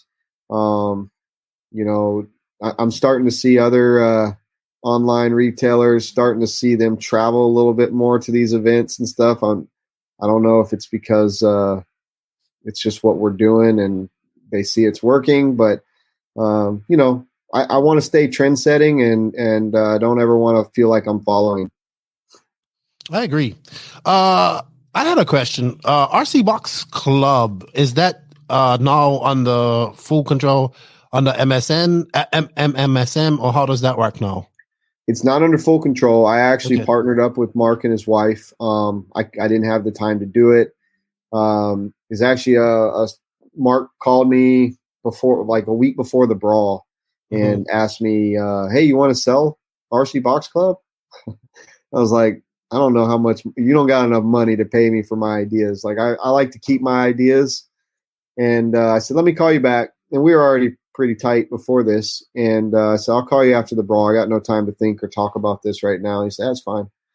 So I called him up, and we got to talking, and it turned into, why don't we just do it together? And I do the procurement of some of the products in there. They take care of dealing with the customers, dealing with the subscriptions, the marketing side of things. They also have control of the T-shirts and the stickers. So between the group of us, we make a really good team. We all have different advantages and pluses. We all have our flaws. So we're trying to, work around what's going to be best. But it's a very tough business. And that's why I had to pause it, because I couldn't do it on my own. We became too understaffed to handle that. But Mark and his wife are realizing the challenges that I had. And I don't know how he does what he does either, because he has a full-time job. Yeah, he does. And we meet. As a matter of fact, we meet every Wednesday morning, and he always has a hard stop for his normal work. But they've been a joy to work with. They're great people. I think they're awesome. I think what he's doing is awesome. I 100% believe in it. And yeah, I'm on that. I'm on it. I like him. I like it. He's a good dude, man. And he's got such a great group of followers on the MSM stuff. They're primarily bashers, but a lot of racers, and they just love what he does, and he speaks to them, and he keeps them in the hobby. He gets people into the hobby. We need more of that. And he's an exemplary example of what most of us should be doing. I 100% agree. I tell him, I said, I just want 10,000 of your viewers to join RC right now. Yeah. That's it. To racing. 10,000 would change the industry, like flip it on its head. Yeah. Flip it on its head. It's not a lot, but it would make a big difference for sure. Yes. Agreed. Brentus, it was a great chat with you, my friend. Yeah. I enjoyed it. Keep up the good work with everything you're doing. It's all going to pay off. It is paying off. I look forward to seeing you next week. We're going to have some fun. You got the Racecraft Rager. Ooh, that's what it is. Yeah. So who's this live band coming in next week? Shit, I don't know. Okay, so like a cover band? Yeah, Chase posted it. They play all popular covers and stuff like that, punk and Journey and a little bit of everything from what I understand. But yeah, it's I don't know, man. I hope we can live up to it. I've partied so many times. I know who is not going to be. Who's going to be there in Big One? I was going to be like, hey, how you doing? Yeah. See you later. You talk a big game. I wish you. Nope. I'm too old. I know. You are now, but you used to talk a big game. I wish you would hang out a little bit more. No. After that Nationals night, when we drank that whole gallon of Fireball, no more. That was hard next day. But thank you for all the support, man. Yeah, that was in Florida, right? Yeah. Yeah, I got you good at that one. Dude, I just smelled cinnamon the entire day the next day. Well, yuck. We're going to keep it going, bro. It's going to be a fun year. I'm looking forward to it, and I'm looking forward to seeing more great stuff come from you. And don't let Max push you around. That little twerp. You know, I love how a lot of people like him and that. a lot of people dislike him. I love how he posts on that top 25 RC the other day. He's like, still, Mayako now has the most people in the top, like 7 or something. You know, he does that to troll it was people. like Mayako's on the top. He does that just to trigger people. So I think that list plus sportsman drivers, sponsored drivers, and sportsmen are the two things that trigger RC racers more than anything. I agree. I get a kick out of it, man. I just like to talk shit, and I like to trigger him. When he posted that yesterday, I just laughed. I was like, oh my God. But it definitely, people get upset with that. They just need to kind of, I don't know. I think we just need to have a series. Like we could have Joey's got this series coming up. Yeah. At least let's have a pro series. We can have it for the pros and find out who the best is there in America, not in Europe. But you could do it in Europe of European races as well. But we have 2 places that you can do it. You can do it with race time events because all the top cars go to that, or you can do it with Joey. We're just doing. I was going to be doing the DNCS Silver State. What's the challenge? The not in Texas. Lone Star Challenge. The Lone Star Challenge and the Visions race. Yeah. So there we have a series, and I'm all for that. I am all. But he's got 4, and Dave's got 4. If somebody took, take away all the European races, and then just as for the guy that does the top 25 or anybody that does these statistics, take away all that stuff and just do pro class at those 8 races. Period. No other races, or maybe add nationals in. Yeah, with that nationals. So you got 9 races. And maybe throw out 1 race because some pro might not make it to one of those 9 races. 9 races. You got a series. You got a series for the champion of the country. We did it, but we only used 4 races. It just somebody has to want to do it. Mike Fuller made an American top 25, which was based off Supercross points. It was pretty good too. So, but I just like it. Who was in the top of that one? I didn't see that. Mayfield, I think. Mayfield. See, I like the top 25, and I appreciate him for putting in all that work. But what I don't understand is a lot of those guys that are at the top don't race over here and vice versa. And they don't drop very much when we have a big race over here and our top 5 guys finish top 5 or whatever, and they don't move up very much. I still don't understand the algorithm. And I've even tried, I've talked with him behind the scenes, and I try to figure it out, and it's supposed to be pretty simple, and I'm supposed to understand numbers better, but no, I guess it's convoluted with the whole European or all the races and in what they're based on, and I think we just need right now for everyone to understand it over a here. European and an American. Yeah, I think will be good like that. But it's always a great topic for a day or two in RC. I always like it for sure. It's good. All right, Brentis, I'm going to let you go. Thank you for your time. And it was a good chat with you, man. I can't wait to see you, brother. Cool. Also, Safe guys, travels. yes, I will have links for Wheel and Trigger. And, of course, our affiliate link, which you guys should use as well, please, for Beach RC. I have my shirt. Are those the new hats? Yeah, I'll bring you I like them. They look nice. I got you set up, man. I got you taken care of. I got you a bunch of. I'm bringing you a swag pack. Thank you. I appreciate it. Have a good one and see you next Tuesday.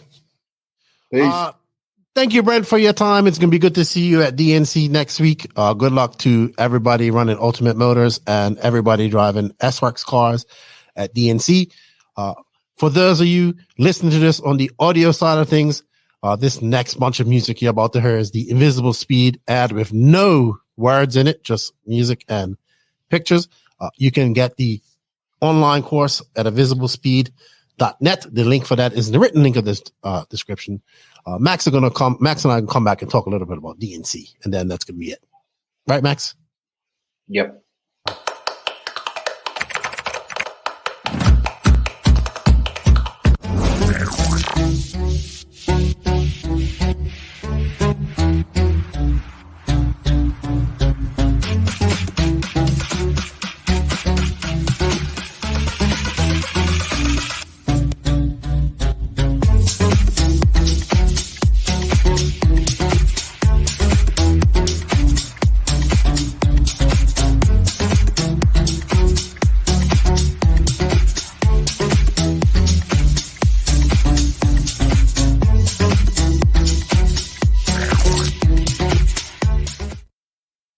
Thank you to Invisible Speed for their continued support. I will add that the 20% off and the Euros analysis does not count. This is an ad from the Euros that David Ronnefalk won, who is, you know what? Let's just get right into DNC right off the bat. Max, I think David Ronnefalk's going to win this race. Yeah, I'm feeling quite confident of it too. Like I did see him like get into his groove late last year, and he was already fast at this race last year. Mm-hmm. You know, so that was his first, like, I think he'd only had been like 2 weeks with the car. Now he's had a full year. He has 2 weeks of practice. Again in America. No, not 2 weeks, but a weekend. A week and a half. Yeah. Weekend of practice. He was out there yesterday. Well, as Thursday, I think he went out there. I think he went last weekend already. No, he went this Thursday. As we're recording this on a Friday, he went yesterday. Or day before. Okay, I thought, okay. No, so they're going to like Revelation and all that stuff this week, where Robert, and so that's the good thing. So if you guys want, I don't know if they're going to have coverage, but we got the hot race going on this weekend, which isn't Euro style. I don't care what anybody says. It's like, but Euro styled race. It didn't say Euro style track, but Euro style race. Mm-hmm. That's going on this weekend. A lot of the big names, Tebow, Tessman, Canas, but Ruffalo, all those guys, Badier, they're all going to be there. Plus, everybody in SoCal. Practice is going on as we speak, probably right now. And right now, I guess I am really kicking myself for not being out there early. Like, I wish I was leaving today, or I wish I got out there yesterday. But right now, I bet you the buzz is one as everybody's flying in. You know, everybody's flying in. You see everybody's leaving for DNC and all the European guys, and everybody's traveling in. So the hot race is going to be banging. Revelation's going to be packed. Thunder Alley's going to be packed like all weekend. Monday, Tuesday, everything's going to be packed. But we have to say this. It's not looking great weather-wise. It looks like we're going to have rain every day. Yeah.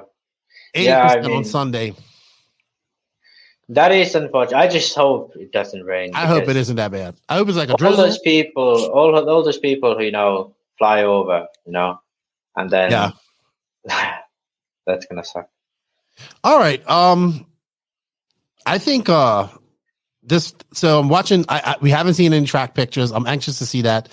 Obviously, this starts Wednesday is practice.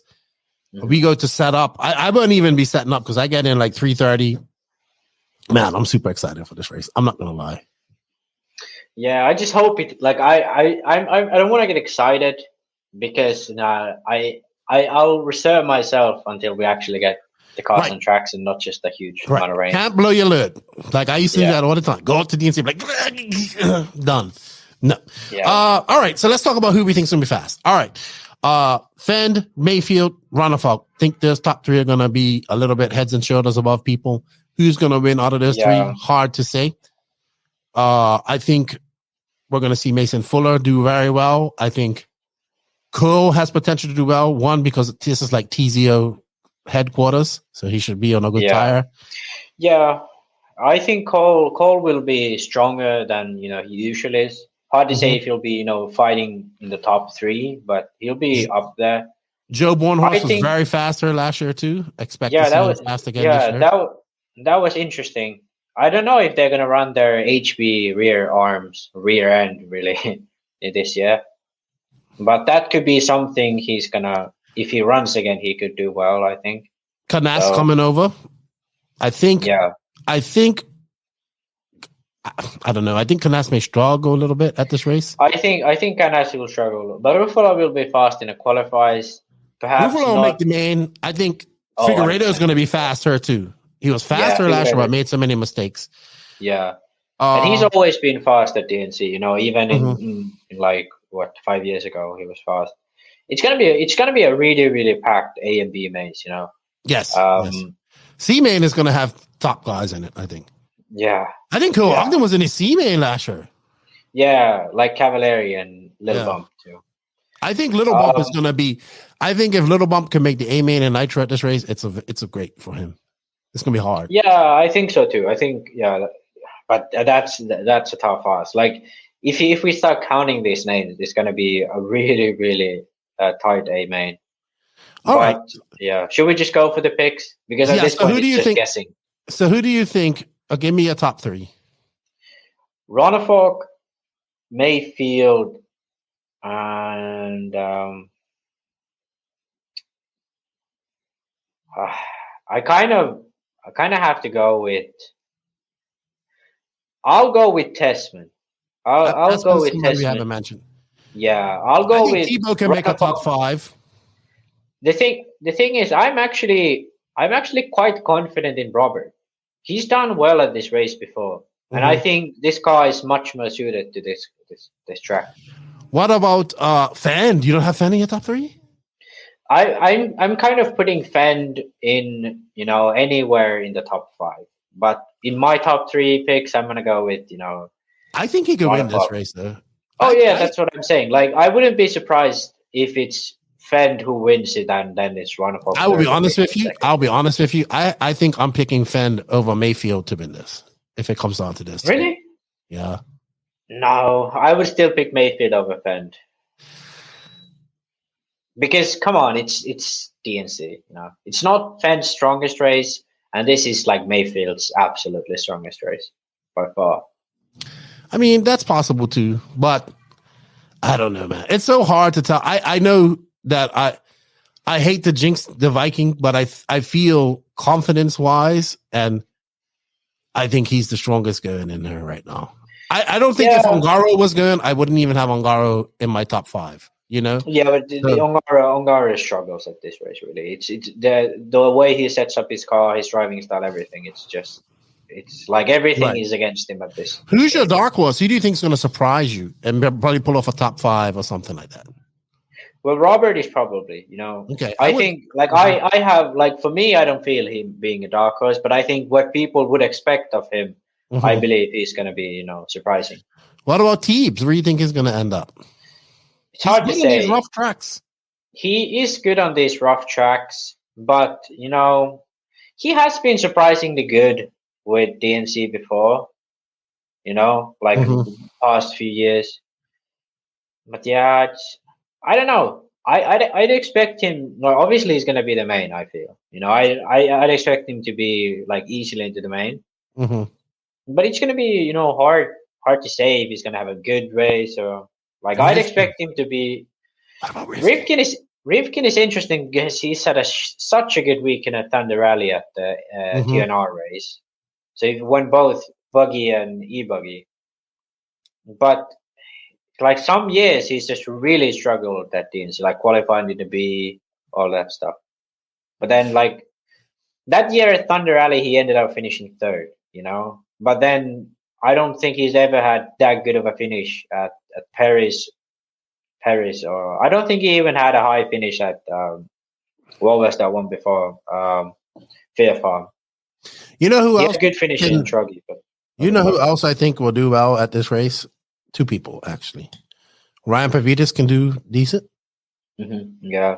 And I think Brandon Rose.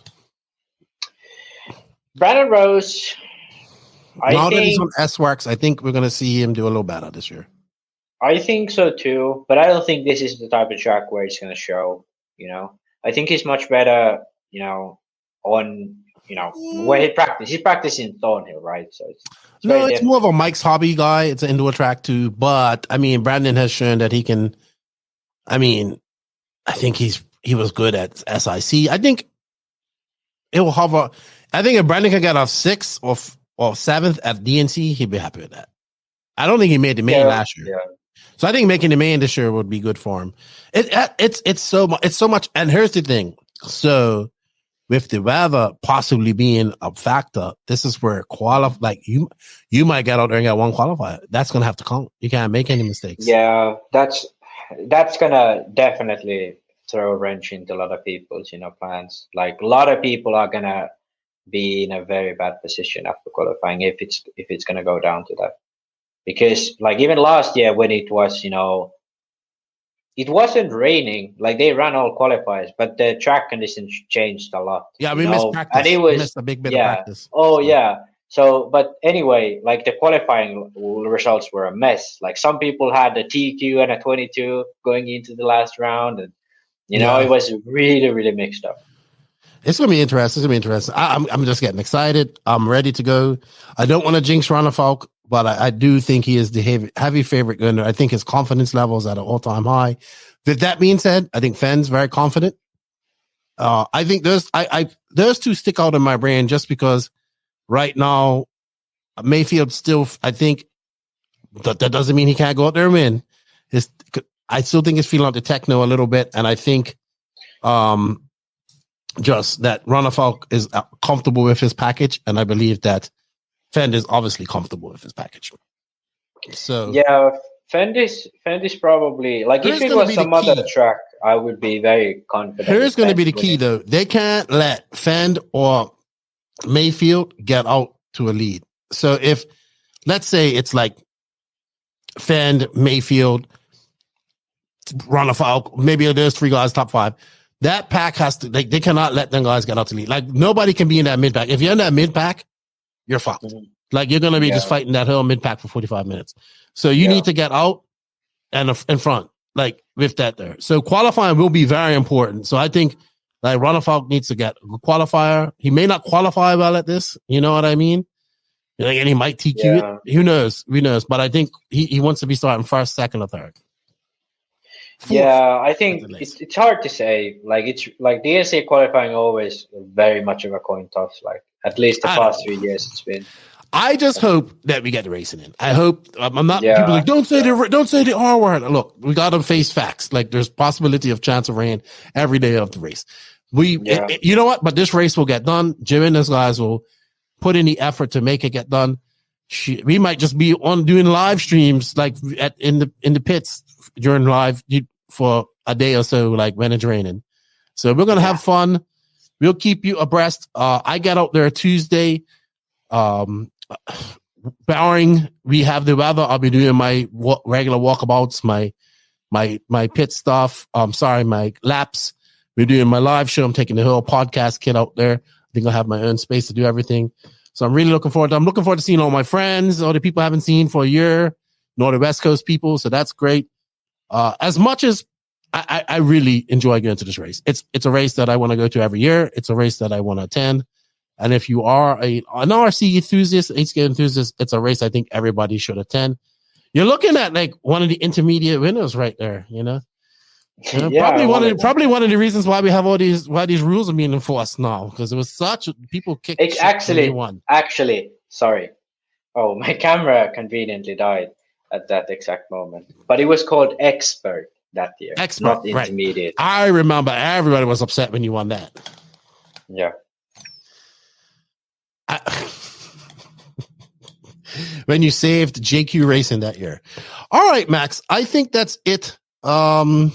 This is airing on the Monday prior to I leave. I hope we get some good racing in. Remember, you can follow all links for the DNC on the No Name RC podcast. Follow our YouTube for all that we're doing. I want to say thank you to, also what to watch this weekend. So we have the Florida RC Championships Lances race that's happening at Triple Nickel. We also have the big 10 scale race, series race going on at Merge. It's going to have 10 scale gas trucks as well there. That's going on at Dean's All Out. We have the Hot Race coming up this week. And I don't think it's going to have coverage, but we might get some Facebook video or something from that. Then we have DNC, Then directly after DNC, we have Buggy Land coming up and at Dean's All Out with Miguelo. There is a slight chance that I might be there. I'm not sure. And lots of racing to go. Lots of racing coming up over the next couple of weeks. So with that said, we're going to end this podcast. I want to say thank you to all of the NNRC squad around the world. We cannot do it without you guys. Thank you for all the continued support over the last 4 years. If you want to continue to support us, if you listen to the audio, please leave a comment or a review. We are kind of more focused on the YouTube side of things nowadays. So it's also rewarding to watch the podcast on YouTube. If you do go to YouTube, please hit that sub notification, like and dislike button or dislike button. Leave a comment and share if you can. We want to get out in the algorithms, get us out there, please hit those buttons for us. Also, if you wish to support us a little more, want some extra perks, you can join the Patreon program or the NNRC YouTube membership program. You get perks like early release, Patreon and YouTube member podcast only, and giveaways. And also, I tried to post everything to that so you can find everything you need to do about a race on that weekend, on one spot. We can't do this without these awesome companies that support us. Remember, everybody, showing these companies some love shows the podcast some love. So if you can please do that. We have affiliate links. We have coupon codes that can save you some money for most of these links. But if you don't, just leave a comment in the written description saying, I heard about your product on the NNRC podcast. Nitro is the glory. They are invisiblespeed.net, High-Tech RC, Mayako, Sunpadal USA, TNR Fuels, Techno RC, Beach RC, Clinic RC, Lugs Racing Tires, Ignite Design RC, Racecraft USA, Carl RC, RCGP, House of RC, Runafuck Racing, JTP RC. Gonna see my boy Bobby Badier soon. I'm excited, Max. Super excited. It would have been better if you would have been there. Thank you for your time. I'll be talking to you throughout the week. I hope you follow DNC and you have a great weekend, man. And enjoy the action from DNC. I will. I will be enjoying. I hope it doesn't rain. Just please. Yeah, me too. With that said, Nitro's the glory. E-Buggy pays the bills. If you ain't grinding, you're sliding. Lefty and Max were out. Max can't wave because his camera died, but he's virtually waving to all of you. The professor of everything. Don't worry. In 3 weeks' time, he'll be triggering the internet after DNC when the top 25 rankings come out. But I'm sure he's going to trigger somebody prior to that. I hope the hot race counts, dude. Maybe. You'll see. You know what? See you later, Max. See you later. Goodbye.